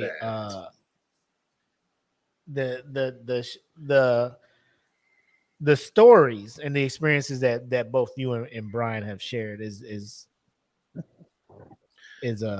like I appreciate it because that is some hard stuff, the hard times that y'all have been through, especially when it comes to like it's your children, it should be a understanding between both parents, like I'm gonna do my part to ensure our child is not needing anything.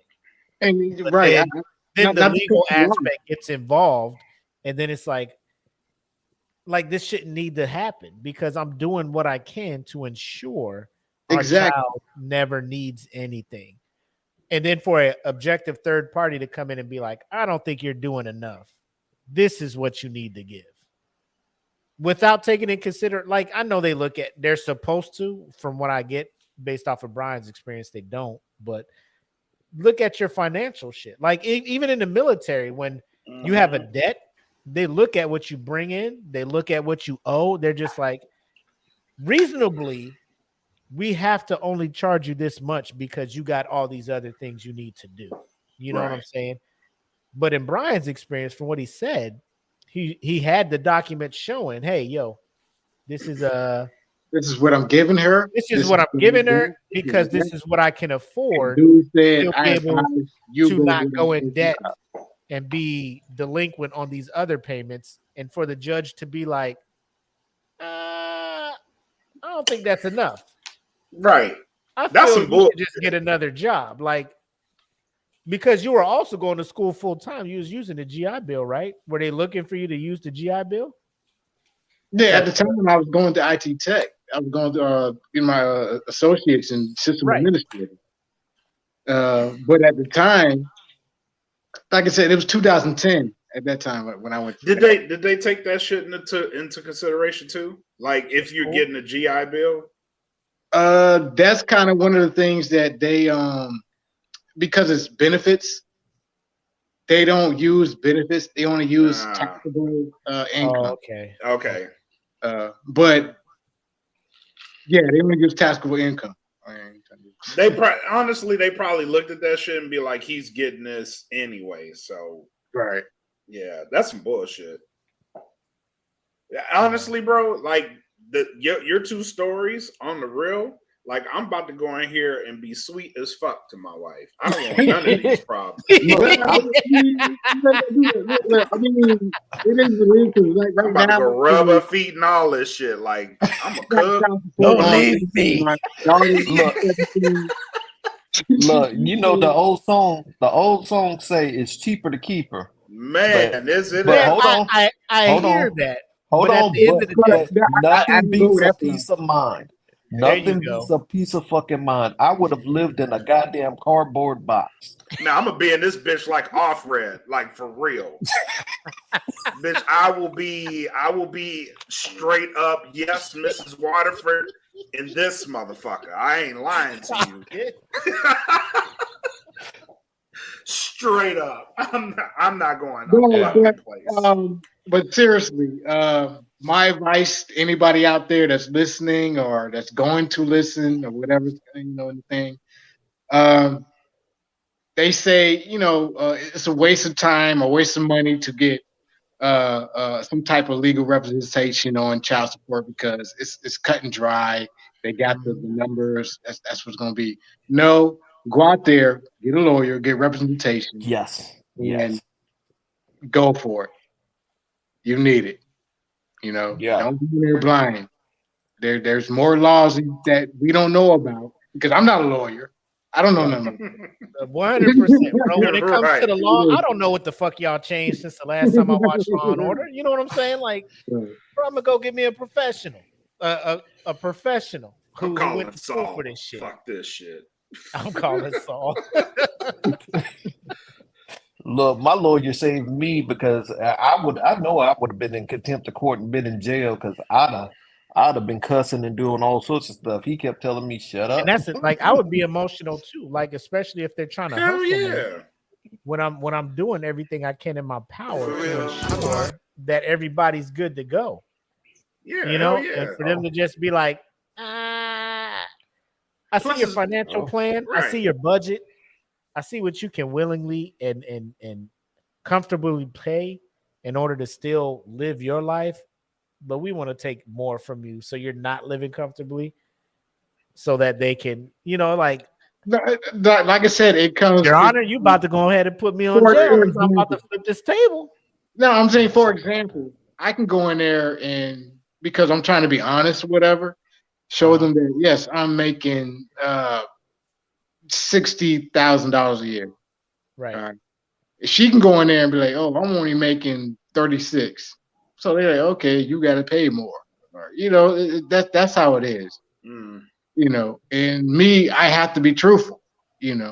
And it depends on. That's why I say get a lawyer, because the lawyer can call BS on the other person. Right. So that's why I'm saying get a lawyer. Look, if I didn't have a lawyer, I would probably be paying probably $2,000 and something dollars. Telling you, homie. Because the way that her lawyer was trying to paint me and do all this stuff. Oh, look, it was all of this stuff that was going on, and he's going to leave the Air Force and make this so much money and all this stuff. They doing that shit based off future predictions. Like, I'm gonna leave this and I'm gonna be not shit. You know what I mean? I ain't gonna be shit when I leave here. He can make a YouTube video and go viral and make millions. I need money. Like, bro, what you talking about right now? Who the fuck you think I am? That's what I be looking at when them celebrities be getting child support. Like, yo, this dude making like $1 million a year. Like, yo, he gonna hit over the head. He's gonna be making this money. Like he's not always gonna be this hot. Which is it brings me to. So let me ask you guys. You heard us talking about Earthquake and him paying the extra and stuff like that because as a stand-up comedian, the pandemic's going on, or he don't know how long he's going to be hot, who's going to hire him. Because as a comedian, you're dependent on clubs to hit you up. Right. Clubs ain't always going to be lined up to hit you up. So when you get your money, you got to pay what you can now. So he was paying the 114 whatever over, and based on what EJ has been saying and what Jen's been saying, sometimes courts are very strict. Like, this is the amount you have to pay a month. If you Yep. go Right. over, if you go under, it's going to be problems. Yep. He was going over. She wasn't reporting it. She wasn't doing any of that stuff. She was just taking it like, oh shit, this is bonus, not knowing he was paying over to and keeping Compensate. track of that to be like, bam, I'm done 6 months early. What do you look at? And I'm feeling like I already know the answer about this. Y'all looking at Earthquake like he did something wrong or not, or is it more on the mother of his child that kind of dropped the ball on this? And we'll start That with man Rob. is a goddamn genius. Fuck yes. That's what I'm saying. No, Fuck but yes. I'm very curious. I was like, because when I looked at the first time for my daughter for child support, and I kind of calculated, all right, this is how much you want me to pay. She's 10 years old right now. So if I was to give you $50,000 right now, can this go away? Good. Yeah. That's what it is, And I look at this like, oh, you can't do that. Like, well, I can't do that. That's how much it is. You know what I'm saying? Is it because of inflation? They're trying to project like you give him 50,000 now, but I don't know. I can't talk. But that's what I'm saying. Like, they should revisit it. If you're on that system, like, they should revisit that shit after a certain time period, because it's every 5 years they'll do that. Because I'll get something in the mail saying, "Oh, they want me to verify my job and my income and stuff like that." Oh my god, it's your choice. That's what it says. It's your choice. You don't have to do it, but if you're gonna do it, do it.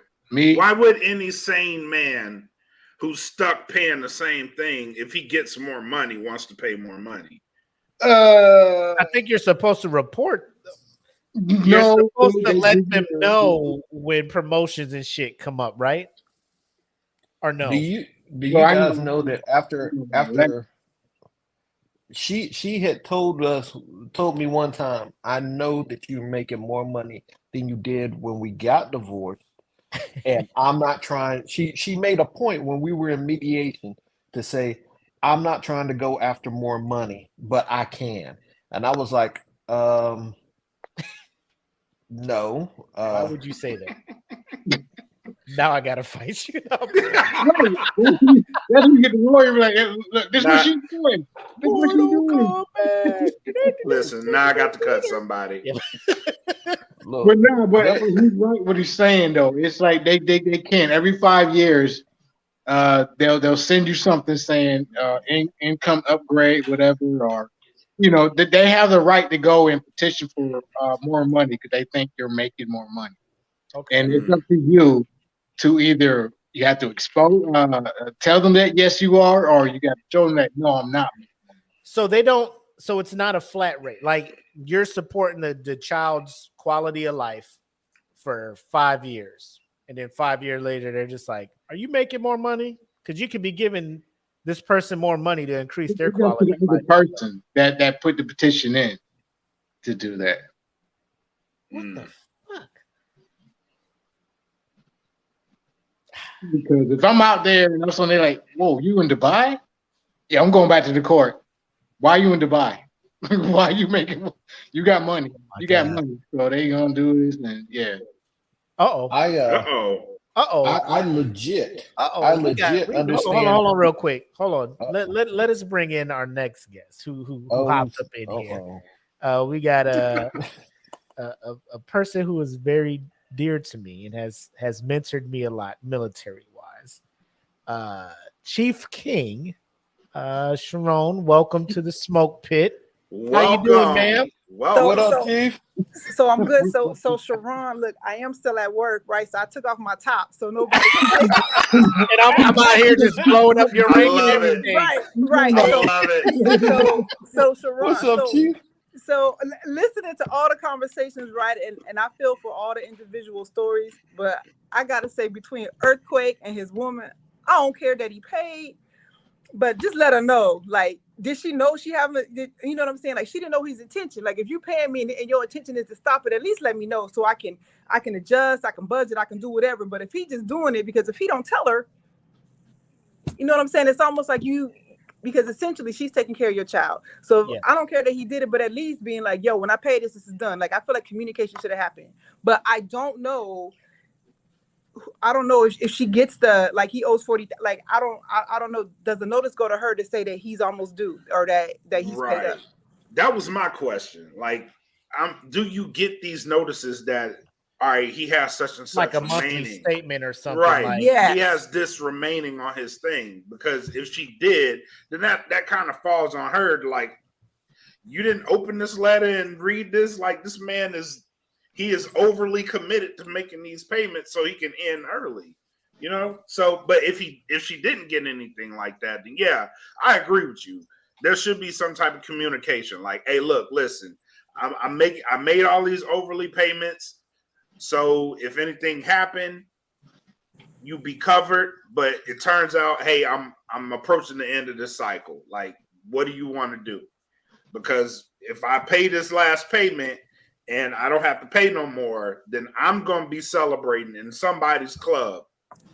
Yes. You know what I'm saying? So I'll go to Rob first. Like, are you aware that the court or anybody is constantly sending updates or whatnot to your ex as far as the status of how soon you are done with your payments? Or is that something the court just gave her a final date, like, based on the current payments, this should be when you get your final payment? Like, how is that working, or do you not know? Like in my situation, they said, hey, what, you know, he graduates his 18th birthday, or he graduates high school, whichever is later. And that's the drop. That's it. That's my final. So 1 September 2023 is it. That's it. And the problem that I have with the whole earthquake thing, I got you, Chief Sharon. I got you, Sharon. I got you. I've been saying it and wrong I the whole time. understand. She's been on me Yeah, too. and I understand what you mean by the communication part of it. Here is my part of it with that is she has apparently been using the child support for everything, and not. I don't know if she has a job or any of this stuff, or what she is doing to support herself. Like I've said, my ex, she didn't work from 2013 until late 2020. Yes, a regular paying job. She did the candles and the sex toys and that sort of stuff that wasn't really Hey, whatever gets you by, my guy. that wasn't really being tracked with tax W-2s and all that Right. stuff.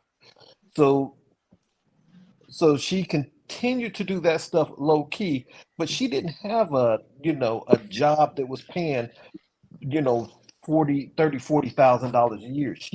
So she can go to the judge, and she actually said from the trust fund that she was only getting $900 a month. But she got, like I said, she paid 200,000 plus for 2 houses, and has driven a luxury vehicle all of those years. Luxury, but because it's not BMWs, taxable, the court can't see it. and because Right. it was paid for by the trust fund. Right. So when my stuff ended and all that stuff, again, what has any woman in this situation that is using the child support as their primary means of living, they're doing it wrong. It's child support, not child, I'm taking care of you and everything that's out there. Like I said, my child didn't know until me and Chantel showed him that we are actually paying money every single month, because he was complaining. She kept saying, well, your dad ain't doing nothing. You got to talk to your dad. And I'm like, we paid, such and such a month. And he was like, no, you weren't. She said she doesn't get any help from you. And so we had to show him where the transaction was going through every single month without fail. Right. We showed him the history of it. Mhm. But he was sitting up there thinking that his dad wasn't shit. Wow. And his mom was perpetrating that stuff. I think that's the part that I'm not in you guys' shoes, but it's the emotional shit, not so much the financial shit, but the emotional shit. Like I'm paying this money. I don't know what the mother of my child or the father of my child is telling my child at the time. But like you said, Gibbs, like there are things you're not allowed per the court to be able to disclose to your child until they turn 18, because they're over there probably thinking like, damn, he ain't doing shit. He ain't really looking out. He Right. ain't doing this. But you was doing everything in your power to ensure that I'm trying to make sure that you are good, son. And that's the situation. It's a judge. The judge, he sees this thing every day. He's seen plenty of child support cases, whatever. So he's like, hey, it's one after the other. You know, it just depends on how he's feeling that day, whatever, what judge you get, whatever. So when it stems down to it, it's the situation between the mother and the father. And like I say, I agree with I'm sorry, man. Oh, she did. Yeah. She did that. Okay, but I do agree with her. It is communication. All right. Yeah. That's a big key, and it's kind of hard when communication is not the same on the other side of the story. Yeah. And all I can do right now is do me, do the right thing. Yeah. Keep paying child support. Yeah, I'm pissed off at the amount that I'm paying. Yes, I am. But like I said, things will come to light. Things will get subjected. Like I said, get representation. Yeah. If you in a child support situation, I would also say probably not go cheap on the representation. Check this pay out. that money for that shit, man. With the communication, because she actually stipulated that she hates talking to me. She said this. It is a matter of court record. Different. All right, this person Hold said on. they hate talking to you. Hold on. Let Gibbs get his shit out first. The court ordered us to use the mediation. We agreed to use a thing called Our Family Wizard, and that's how our communication is tracked. Wow. It's documented, it is tracked, and I have to pay for it. Peace of mind, bro. Yeah, you're right. It is a peace of mind, know, and it's one of those things that, it goes into, what all are you willing to do to not be seen? My whole thing is I'm willing to do almost whatever I can not to be seen as a villain in my child's story. You see what I'm saying? Because for years, both of my children with my ex thought that I was the most evilest man in the fucking world. I mean, I lost good friends. It's always going to be two sides to the story. Yes. Right. But at the ultimate time, it's not about her. It's not about me. It's about the person that we're taking care of. Yes. That's what it's about. Right. Yes. So you got to eliminate all that and just worry about the person that what the child support is for. Right. Yes, you're gonna get mad like, yo, she's not using that $900 for him. Why, when she bring him over here, he ain't got no diapers? Why I gotta go buy the diapers? What child support is for? You know what I'm saying? Go and do what you gotta do. If she don't want to use the child support, what it's supposed to be used for, that's on her. That's why I say get representation, document everything, and do what you gotta do. Okay? Hell yeah. Yes. Because I'm gonna take care of my child. Yeah. Yep. Okay, well, Liz, go ahead. I'm sorry. No, I feel y'all, but I want to thank y'all for coming on though, for real, and sharing your stories, man. Like y'all made this a hell of an episode, for real. And I want to let people know who are listening. There are things that we'll discuss on the podcast that myself and Black don't experience. So we could just give our opinions, but like if it's stuff that you have experienced, like when we do this show live and we put the link in the post for you guys to join, like Rob and Brian did, man, just get in here and if you want, share your experiences. Like we're not forcing anybody Right. to do it. They did it willingly. Like they can attest. We didn't hit them up and be like, "Hey man, come on the show." And talk. You know what I'm saying?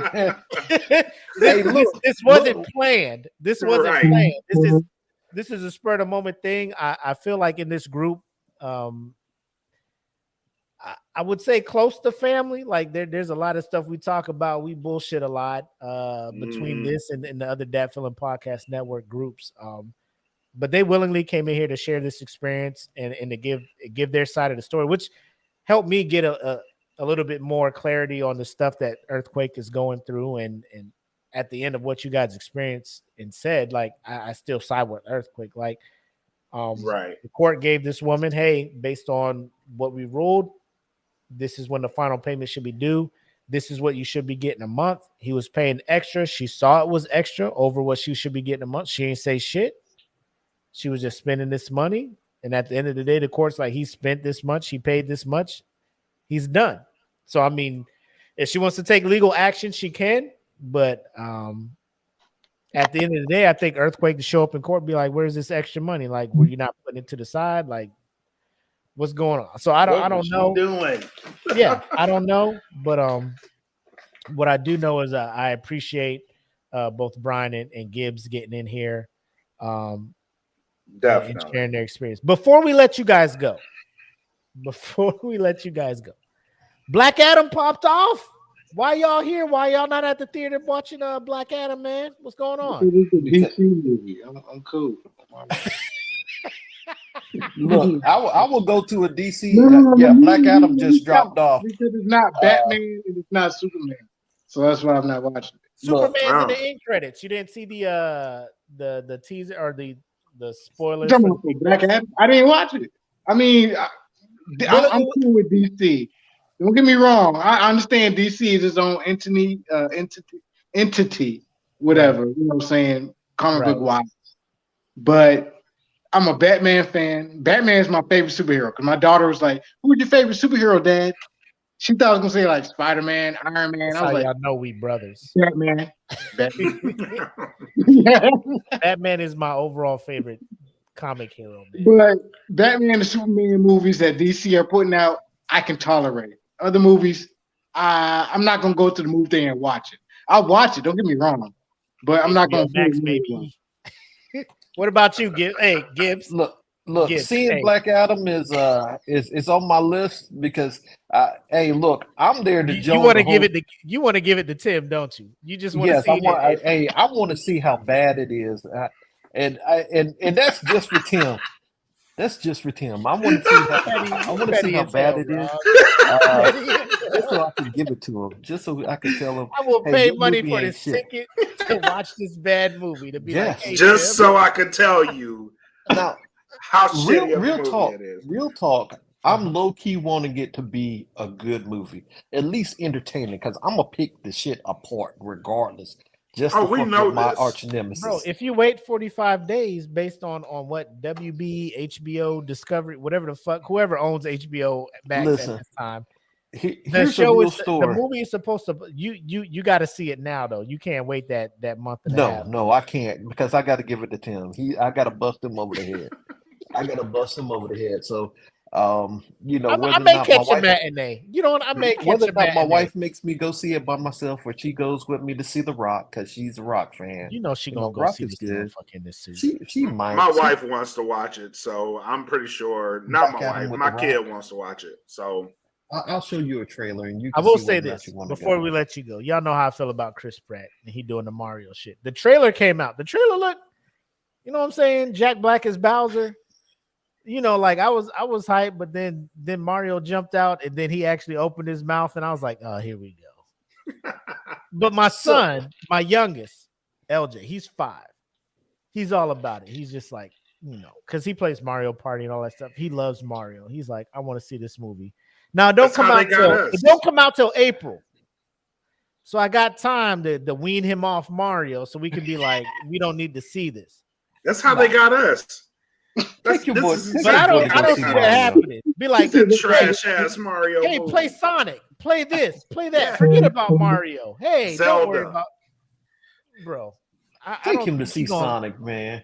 Who? Sonic 2 was better. Like I mean, take him to see Mario. Sonic was fire. Take him I- to see Mario. I Let the love the kid live in direction his. Sagan's going with the Sonic movies. Let your The kid voice live his acting life. for At Sonic is on par. The voice, Yes, bro. it is. When As a Mario parent- opened his mouth in that, all they had to do was stop after the Bowser scene, and I Because would have been like, "Fuck it, let me roll the fucking dice." Let that man make his career. I mean, Chris Pratt, do your thing. He fucked up Man, Jurassic Park was for me, in Parks and Recreation. bro. That nigga's funny as hell. I don't know. I don't know what you're talking about. He's funny in Parks and Recreation. As old buddy in Jurassic World trilogy, not it. You know what I I'm saying? mean, he had to try to play that role, man. Look, come on, man. Let that man do his thing, man. Chris, ain't nothing The wrong. first, like, if he just I if agree with you, Jurassic Mac. World, if Jurassic World was just the one movie, I'd have been cool. Look, But y'all- hey, let me ask you this. What? Let me ask you this. Did you persecute John Leguizamo and the old boy for the Mario movie back in the day? Bob Haskins, Yes. no, because he was in Who Framed Roger I Rabbit. did. I And Who did. Framed Roger Rabbit is a classic, and I will So stab so anybody Bob who. so I will Bob stab Haskins gets a anybody. pass for Yes. the awful Right. Mario, and Thank John you. Leguizamo does. Have you not seen Who Framed Roger Rabbit? Yes, I've seen that. How old were you when you seen it? I know we're not the same age. You a couple years older than me. I saw Who Framed Roger Rabbit. I'm like, this is I saw the See, protected Mac, movie. Mac, see, Protected movie. see, you gonna make me say some shit like, at least I ain't got Akon's hairline, man. Come on, you heard me with that. How old was when I saw Who Framed? I was Bro, I'm old. just I was an older asking. kid. I was Because an older when kid, I all bring up right? Who Framed Roger Rabbit, everybody in that movie should be protected by law. They should be. You were right. He Okay. might get a pass for that, but that movie was so god The awful. only person in was. that movie that is John protected. Leguizamo doesn't get a pass from me though, because he wasn't in a Who Framed Roger Rabbit. So John Leguizamo is still, and now he's in this fucking violent Santa Claus movie as the head gangster. I'm just like, bro, you Leguizamo, what you Hey, do? would you say? Nah, John Leguizamo gets a pass Hey, from me Bob, after would he you- did Romeo and Juliet. Him playing Tybalt was smooth as Oh, fuck. I'll give you that. I'll give you that. I'll give Yes. you that. That mug said, "Peace. I'll I hate the give him world. that. To I each hate the its own. word as I hate hell, all Montagues, its own. and thee." That 45 was clean as a motherfucker too. To each its own. That Romeo Juliet with Leonardo, like, bro, get that all the way the fuck up out of here. But that's just me. That's just me. I'm just like, bro, as many times as I've read this play and have seen this thing performed, y'all bringing gats into this shit, bro, stop. Like, That don't motherfucker pulled modernize. down his shit, and You're it's gonna a try to long sword. You're gonna modernize it. You're gonna modernize it with guns. And y'all still talking like this. and everything. You know they gonna revise it? Like, come on, man. The cash Like, cow. but you're gonna revise it, make it modern speech. Don't be out here with gats talking in like Shakespeare. That's nigga. the best Like, part about it. Bro, You it's know not. how gangster it is. Do you know how? No, here's where I'm at. Here's where I'm at. Do Romeo you know must how die. gangster it Romeo is? must die is better than that. Get the fuck Romeo and out of Juliet. here. Get Hey, out of look, here. look. He Do you know- froze because I that think it's line was, Jackie what he was about to say was trash. Yeah, exactly. Do you know how The gangster it modernization. is to I kill a can believe motherfucker DMX using listen, old I can English believe as a DMX. DMX saying the shit he was saying, and Romeo must die because it was modern shit. DMX can have a shotgun because it's Yeah, modern as but- fuck. You out here with a let's- 45? Thou must not have this. Fuck yes. not Hell on. yeah. Hell yeah. Bro, Now if you don't imagine come at me DMX with a saying bow that and shit arrow, with a Glock in his hand. You know all what I mean? your words in Yo, TH. yo, so not spicy. All your words in TH. Bro, You know? hell yeah. Hell yeah. Hell yeah. Thou so that smite me, you know what I mean? Tongue muscle strong as fuck. John Leguizamo. For the streets, You baby. can't even speak anyway. You a Sid from Ice Age, bro. Your list game strong already. You out here with TH ending words all over the place. Fuck yes. Yes. Get out of here. Anyway, I loved it. we gonna let y'all go, man. We cut it up long enough, man. Hey, we appreciate. Thank you so much, Brian, Rob, for joining the Smoke Pit tonight. Thanks you for sharing having us. your stories. and all that. We do. Like I said, you came on with the child support thing. I was like, I got to jump on. I got to say Hey, Just fight hey, the look, urge. look, that shit is kind of cathartic to cats who are it, living this shit. because it happens. Yeah. You know, Yeah. like I said, it's get representation. Get representation. Get Thank y'all. representation. Thank y'all very much. Very Appreciate much. it, man. You guys take care, bro. All right, now. Peace. All right, now. Peace. Cool. That was a good segment, man. Fuck yeah, it was. That was a real segment. We thought we was gonna come up here and be jokey with the shit, man. But it got serious. that shit is real to some people, man. And I'm glad I really appreciate them jumping on sharing something that personal. You know what I'm saying? I don't know if I could have did that. I probably would have if I'm heading up the podcast and shit. But to just jump on and share your experience like that, I think that was pretty dope. Hell yeah. Shout out to them too for doing that. But how about we end this on a funny note? Let's do this. We got a whose man's is it, right? Yep. We really do. And I got the video you sent. So without further ado, ladies and gentlemen, let's get into the final segment, which is a crowd favorite. Whose man's is this?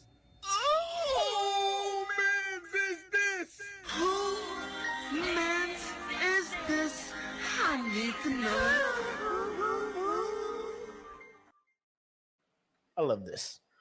Anytime I can make fun of somebody, I'm here for this shit. I am here for this shit. So Me too. I posted in the group a couple days back. I'm looking at the video now on the screen. And there's been a craze of black men in the gym who, for lack of a better phrase, are doing the fucking most in this bitch. Yes. There was one I posted yesterday, a dude benching fucking or squatting a whole tractor tire and 2 barbells with 45 plates on it. And I'm just like, if the weights, if if the setups, if the machines and the setups and the shit are too light for you in the gym, you won. You know what I'm saying? Like, we don't need you to create things like this in the gym. Like at what point, Black, would you go to a gym and you hit the squat rack and you put 45s on all the plates and on the bar, all the like they're hanging off the bar and you squat it and you're like, damn, I must be strong as fuck. Are you looking around the gym like, I'm strong as fuck? Let me see if I can do all the 45s on this bar, plus strap the bench press bench onto me with the couch from the lobby area of the gym. Like, you know what I'm saying? You've seen the videos, right? You've seen those videos. Like the dude doing the pull up with the exercise bike and the fucking squat rack on his back. Like, is there not 45 pounds? If they're not weight plates that can simulate the weight that you're doing right now, you know what I'm saying? Like, right. You're doing too much. You do. But ladies and gentlemen, let me this shit here had me on like, I'm thinking like, what the fuck is happening here? Like, the shit was hurting me, right? Watching it. So that's the let me just bring it up for y'all. Because y'all need to see this shit. And let me scoot this shit back. Because y'all need to see how this shit starts. So everybody has been in, I don't know if I don't want to say that. So no, you've been in the gym when a motherfucker's pre-workout kicks in. You know what that looks like. Right. So I'm gonna just play this video. You guys watch it and let me know your opinions on if you were in the gym working out and somebody's on the cable machine, the pull-up area, right? Which is a popular area. And they want to do some pull-ups or something or some muscle-ups. I understand, like, bro, there are motherfuckers who are in such fucking good shape. They just do random ass shit. But at some point, you're just like, what the fuck is going on here, right? So let me go ahead and play this. And you guys watch it and give me your opinions in the comments.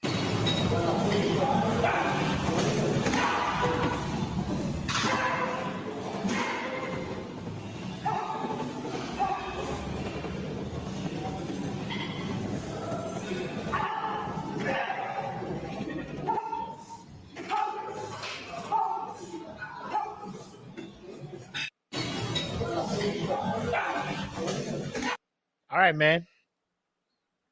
Let me just say that initial yell is the pain. That's the pain. When he hits the floor and he yells out, that's the pain. When he lands Right. on his elbow and toes. Yeah. Oh yeah, that's pain. The rest of it, yeah. Oh yeah, he's operating purely off pain. Straight adrenaline. Oh yeah, pain and adrenaline. Like that's pain, adrenaline, and anger pushing this workout. Because you can't stop. You got to keep going. What is the purpose of this display of whatever the fuck it is? It's not strength. I don't want to say it's strength. But there's been a rash of videos of people doing these weird ass push-ups and these random ass jumps. Like it's what is this? What is this showing to the viewer? Like what is this trying to prove to the viewer? This nigga's crazy.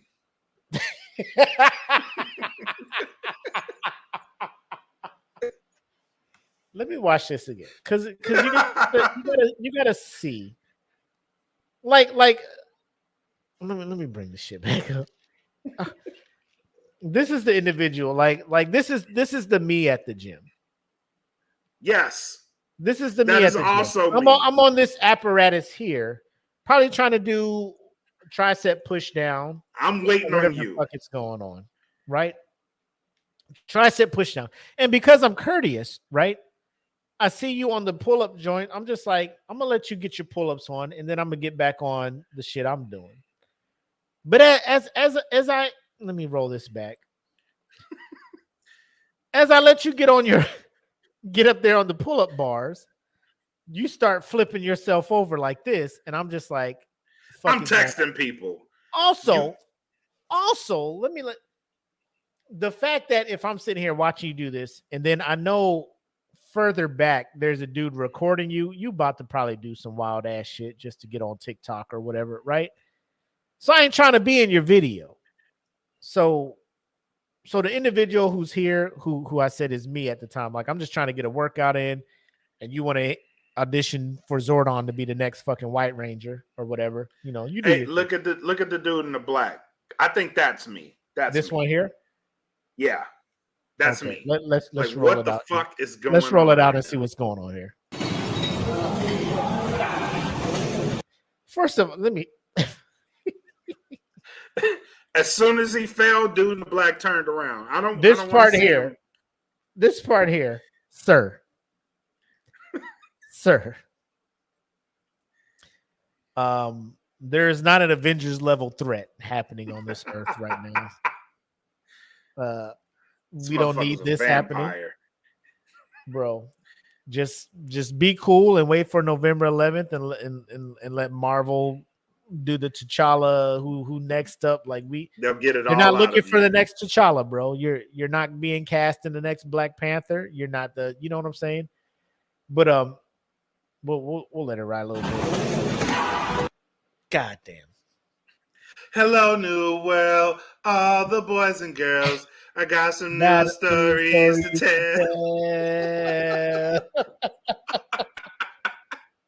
tell. My elbows would have been through my shoulders. Ha! Oh shit! Ouch! For the love of God, somebody help me! I landed on my stomach.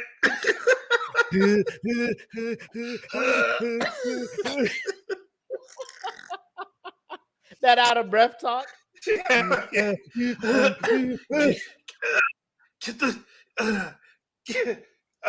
the front desk. I fucked up. Why did anybody stop me? Y'all knew I was wild. You knew when I was turning, it was going to end up bad. Nobody said nothing. Nobody said stop. I blame all of you.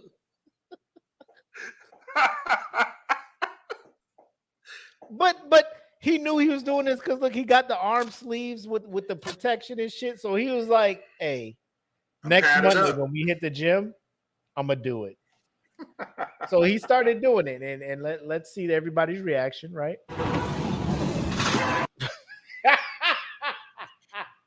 The fuck?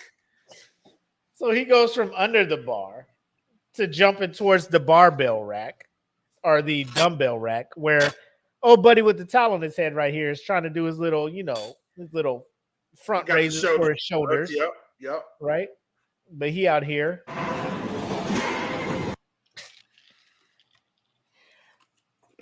I'm gonna just let it play, and I'm gonna just ask the question. So let me go back to this. Look how you looking at him. Who was just like, "Are you done? Can I start my workout? Can I start my workout on my other shit?" Or I don't know. At this point, he's so off the wall and unpredictable. I don't know what the fuck's going on. You just gonna keep like, hopping putties around attacking? here? Yeah. What's going on right now? The putties. You let me know, Power Ranger. Shit.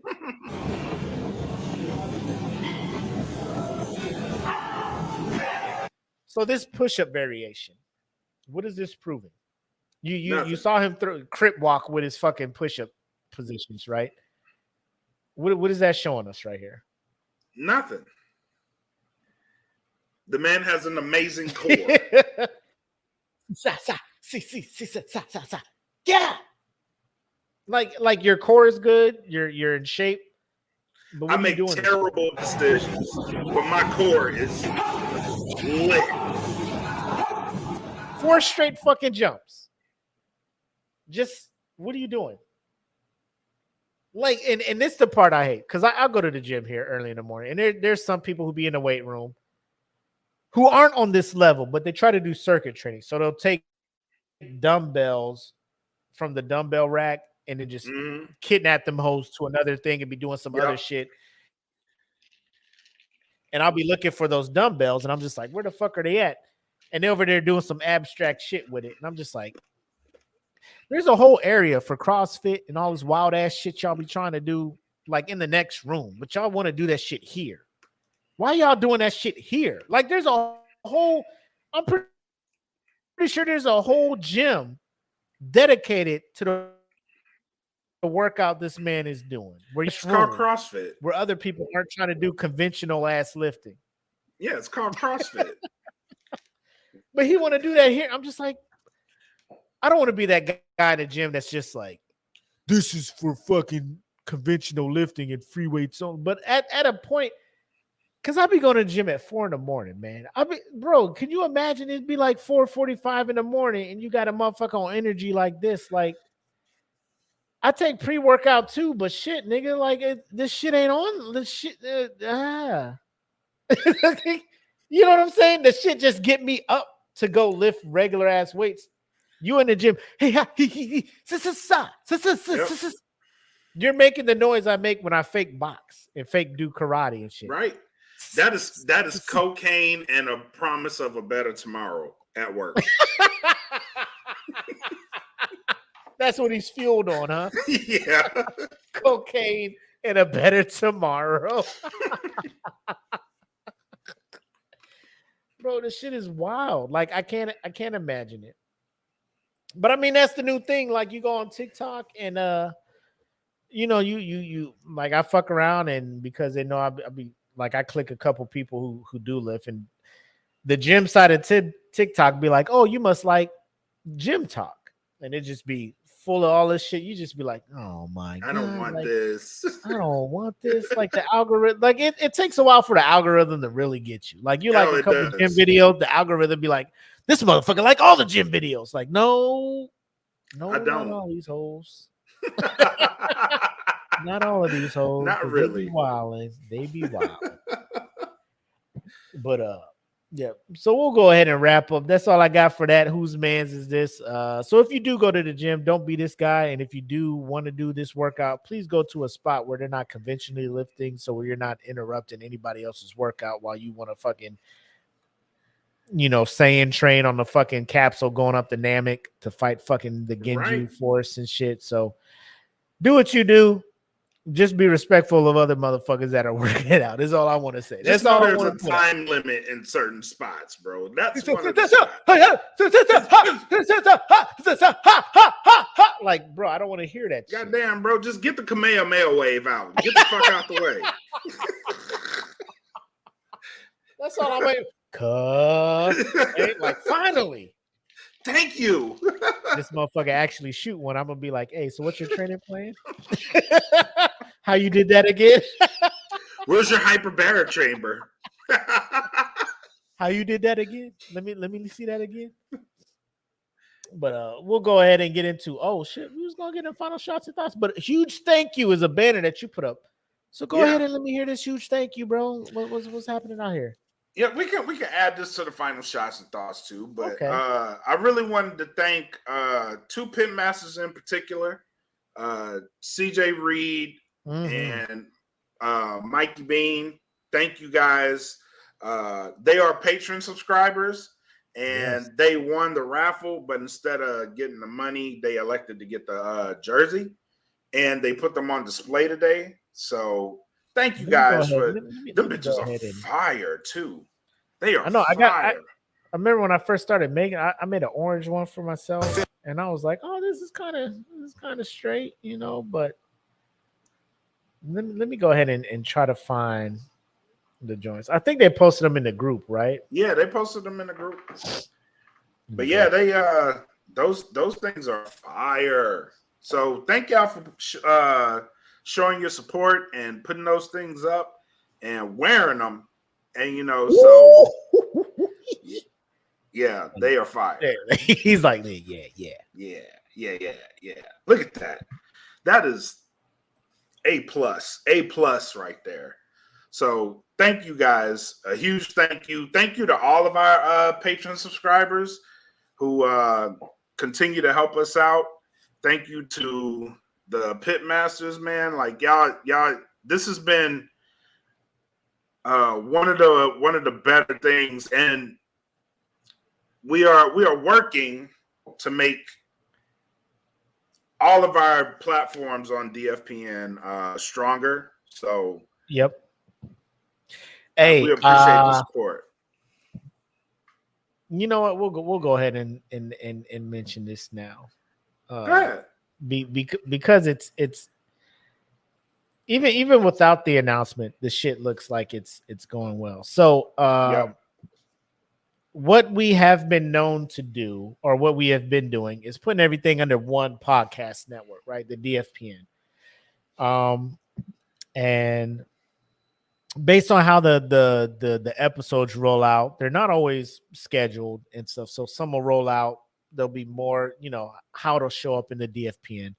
Right.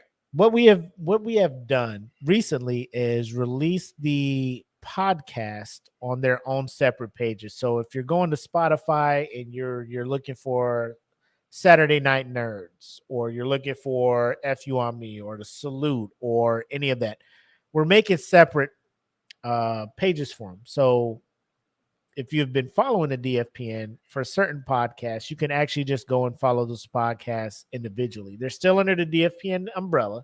We're still a family. We're still a network.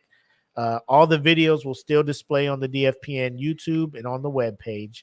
But in order to make the audio presentation of it seamless for those who just want to listen to anime and listen to the comic stuff, Saturday Night Nerds has their own thing. For those who want to listen to hip hop and listen to veterans who are involved in the hip hop portion, Salute has its own thing. For the wrestling fans, just a couple days ago, No Gimmicks has their own podcast page. So we're working on the rest of it, breaking down the classics, Smoke Pit, Real Food. So everybody's going to have their own podcast page. And once everybody is already established, we'll share those links in the respective groups and also on the That Feeling Podcast Network. But the reception we have been getting since separating and kind of making them their own thing has been great. For everybody. Yes, it's been helping everybody out. So expect more activity in the group from the owners of the podcast, and more interaction, hopefully, from you guys.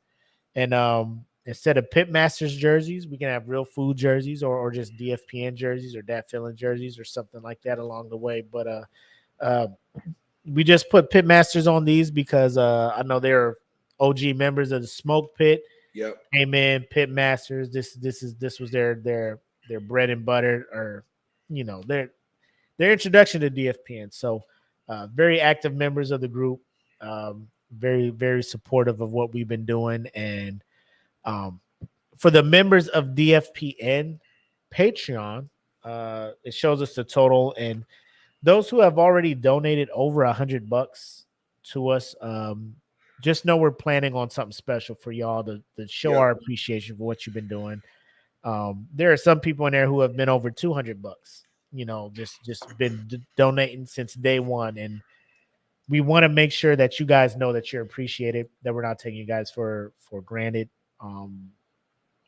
The where we're at from where we started could not have happened without you guys. So real talk, I was listening because this whole move, it allowed me to listen to old podcasts. Yeah. And I was listening to old episodes and I was like, Jesus, man, look at the leap that we have taken. Like just audio. Wait until the Smoke Pit starts with its own page and we go back to episode 1 up to I know.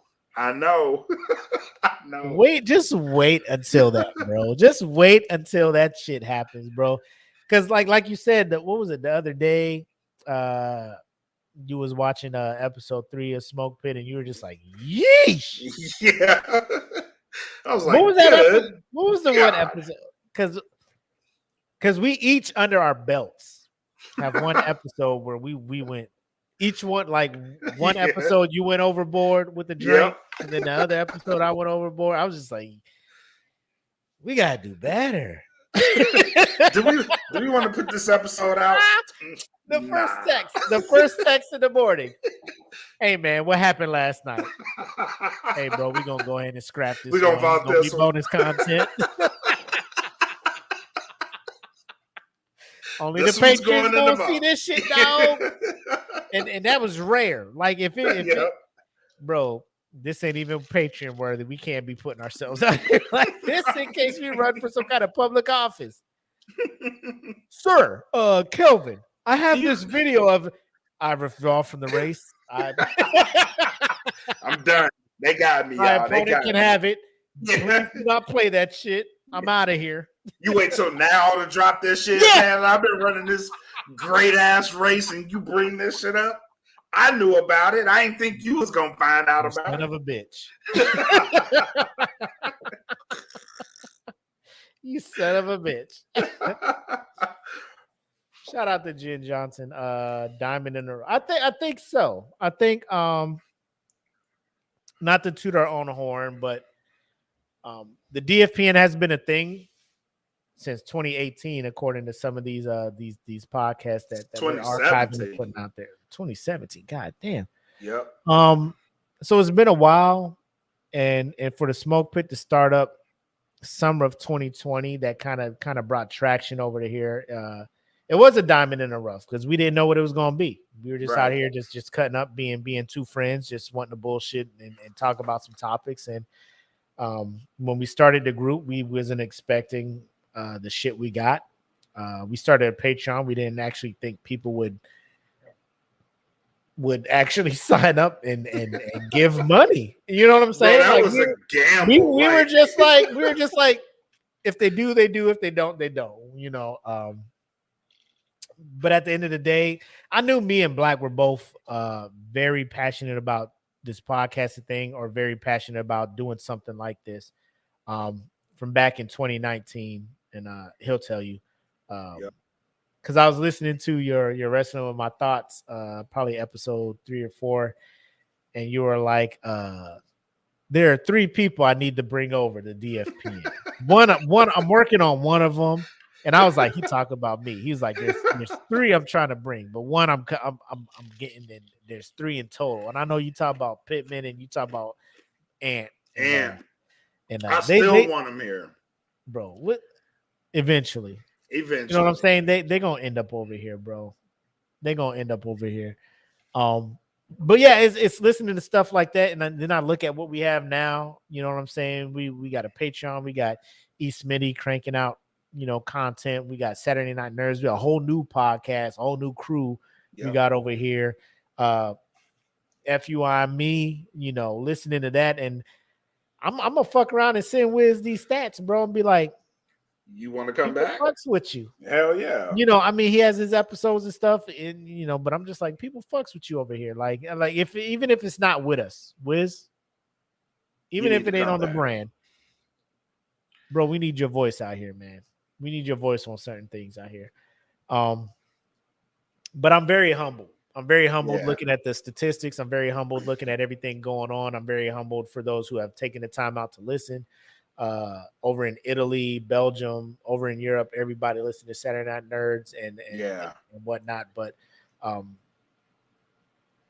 like I said, I never thought this would be a thing. I thought when I said what I said, it'd just be a small thing with probably just a group of my friends listening and stuff. But it was good enough to make Black be like, hey, you want to come over to the network? And now the network is doing what it's doing. And when I tell you that 2022 was only one step forward in the right direction as what 2023 is going to be for DFPN.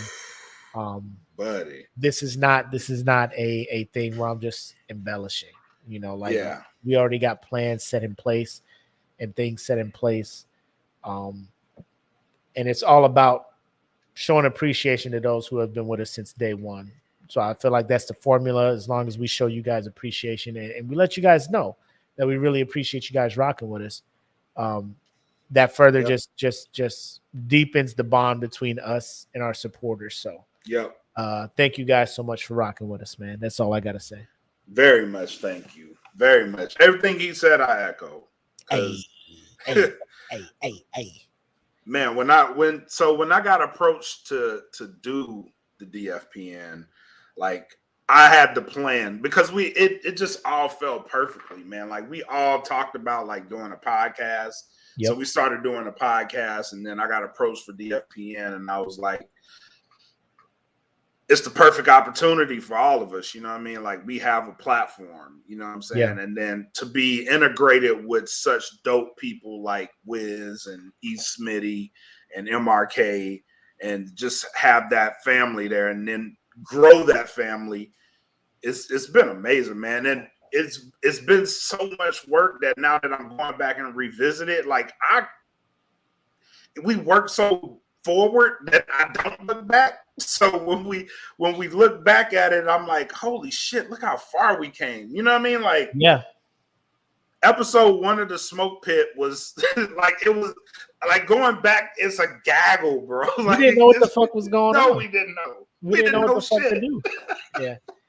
But like, now, remember we were trying to like, you'll go live doing Facebook and I'll go live using Instagram, and we'll try to make this weird shit happen where like we can read comments and then stream. Or Zoom was just like, pandemic's going on, we'll let you stream live on Facebook and see shit. We're like, yeah, we'll give that shit a try. But we couldn't see comments or none of that weird ass shit. And then StreamYard was like, my nigga, we know what the fuck's going on. And we can help. Like, it's just an evolution of trial and error. Which if you're going after anything in life, that's going to happen. Like, you got to try some shit, see what works. If it don't work, move on to the next shit. Or if you're trying some shit and then something better comes out, you want to take that risk, because this is all financial shit that's going on. Like to use StreamYard to the extent that we're using it, and the Patreon, and to use what is it, Venmo? Yep, Venmo. Okay, because last time I was saying Vimeo, and motherfuckers was looking like, nigga, you want us to? But Venmo and all this other stuff, like, we're signing up to do these things, and it's money out pocket. Like, to become an LLC, to get all this other stuff, to start the merch and the get logos and all that stuff. Like like there's a bunch of people who have been sitting around not spending extra money on shit like logos and stuff, who have been sitting around like, maybe we need to spend some extra money out of our pocket on logos.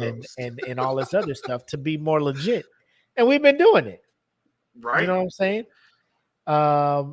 So we're here on the StreamYard, and the StreamYard is just like, yo, we'll let you go on Facebook, we'll let you go on Twitch, we'll let you go on all this other stuff. So StreamYard has been more adaptive to what we were doing, because when it started, it wouldn't let you do Twitch and all this other random stuff. So I think StreamYard sees what's happening. And then if you're looking at other podcasts and looking at other things on YouTube, everybody's starting to utilize the StreamYard for remote streams and podcasts and things like that. So it's a beautiful thing, and I'm glad we got on at step one. And I still, one of these days, when they have one of those podcast cons over in Orlando, which is where they usually have them at, like, I just want to get there and network and hear about people who have successful like, this is my passion. It is. And this is my passion. So like it's a hobby, but it's also something that I'm just like, bro, like I have so much fun doing this shit. Hell yeah. I have so much fun doing this shit. And each time we get better and improve the quality of the podcast and the shows, like, there's a sense of pride that I get, like, bro, we're on the verge of something magical here. Yep. And we can't stop. Like, we can't stop the momentum no matter what the fuck's going on. We got to keep pushing. And keep pushing. I'm glad you're here. I'm glad you brought me over, as always. I'm glad you're here. Oh. I'm glad. If I wasn't gonna be here, I don't know where I'd be at. I'd be on some network, because like I was gonna keep talking about shit that's happening in the world. You know what I'm saying? Hell yeah. But let me get off my soapbox, my sentimental thing, man. But I'm sitting here looking at the pictures of people who are genuinely happy about receiving these Pitmaster jerseys. And granted, a lot of these dudes were veterans, so or had some tie with the military, so kind of the olive green with the camo print for Pitmasters and stuff with the number on the back. So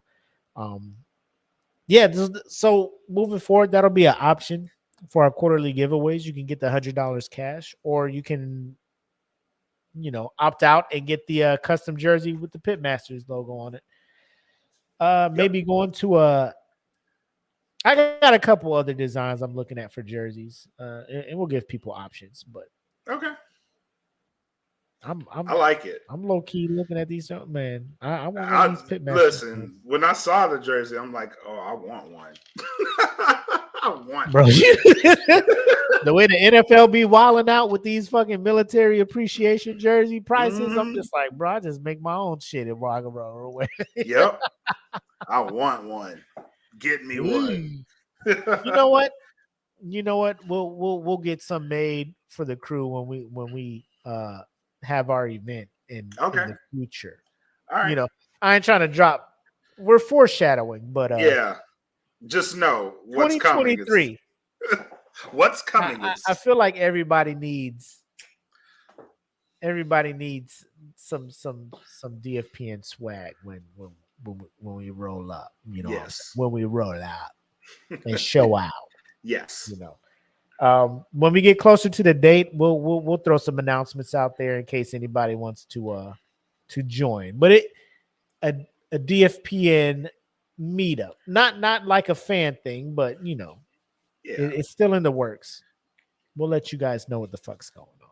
Patrons, we'll let y'all know what the fuck's going on. How about we'll let you know.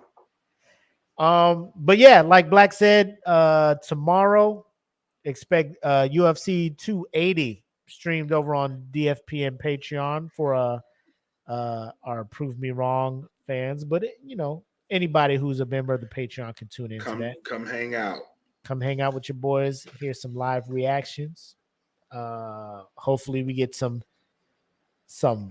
ridiculous knockouts so me and Black can fucking wild the fuck out. Yes. Live. Oh shit, some shit like that. Jesus. Like he sleep. He sleep. Oh shit, he died. Some shit like that. But DFPN swag. You know what? Coin that phrase. DFPN swag. You remember when we first started, man? Let us stop because we going late, man. I'm sitting here reminiscing and shit. Episode 88 of the Smoke Pit, ladies and gentlemen. 88. I don't think we'll hit 100 by the end of the month. because after Thanksgiving, our manager, our CEO of DFPN is asking that we bow out. However, that does not mean that exclusive content to the Patreon won't be happening. So Right. if you're not seeing the content on the Facebook and stuff like that on the weekly basis, we're chilling, hanging out with the family over Thanksgiving and working into the Christmas. The giveaway will still happen at the end of this quarter, or kind of like before Christmas. Tune into Patreon.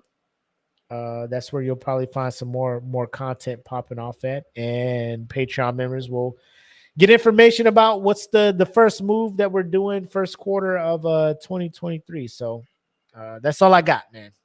I know I've been talking for a minute. I have nothing. You covered it all.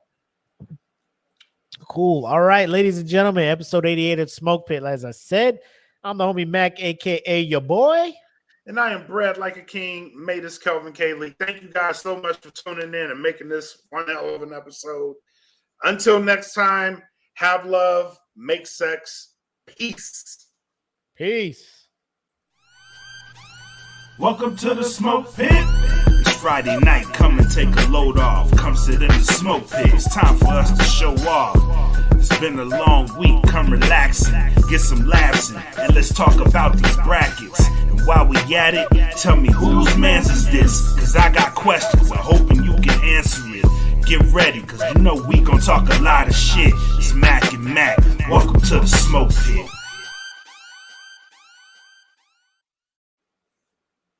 Hold on, I gotta use the bathroom.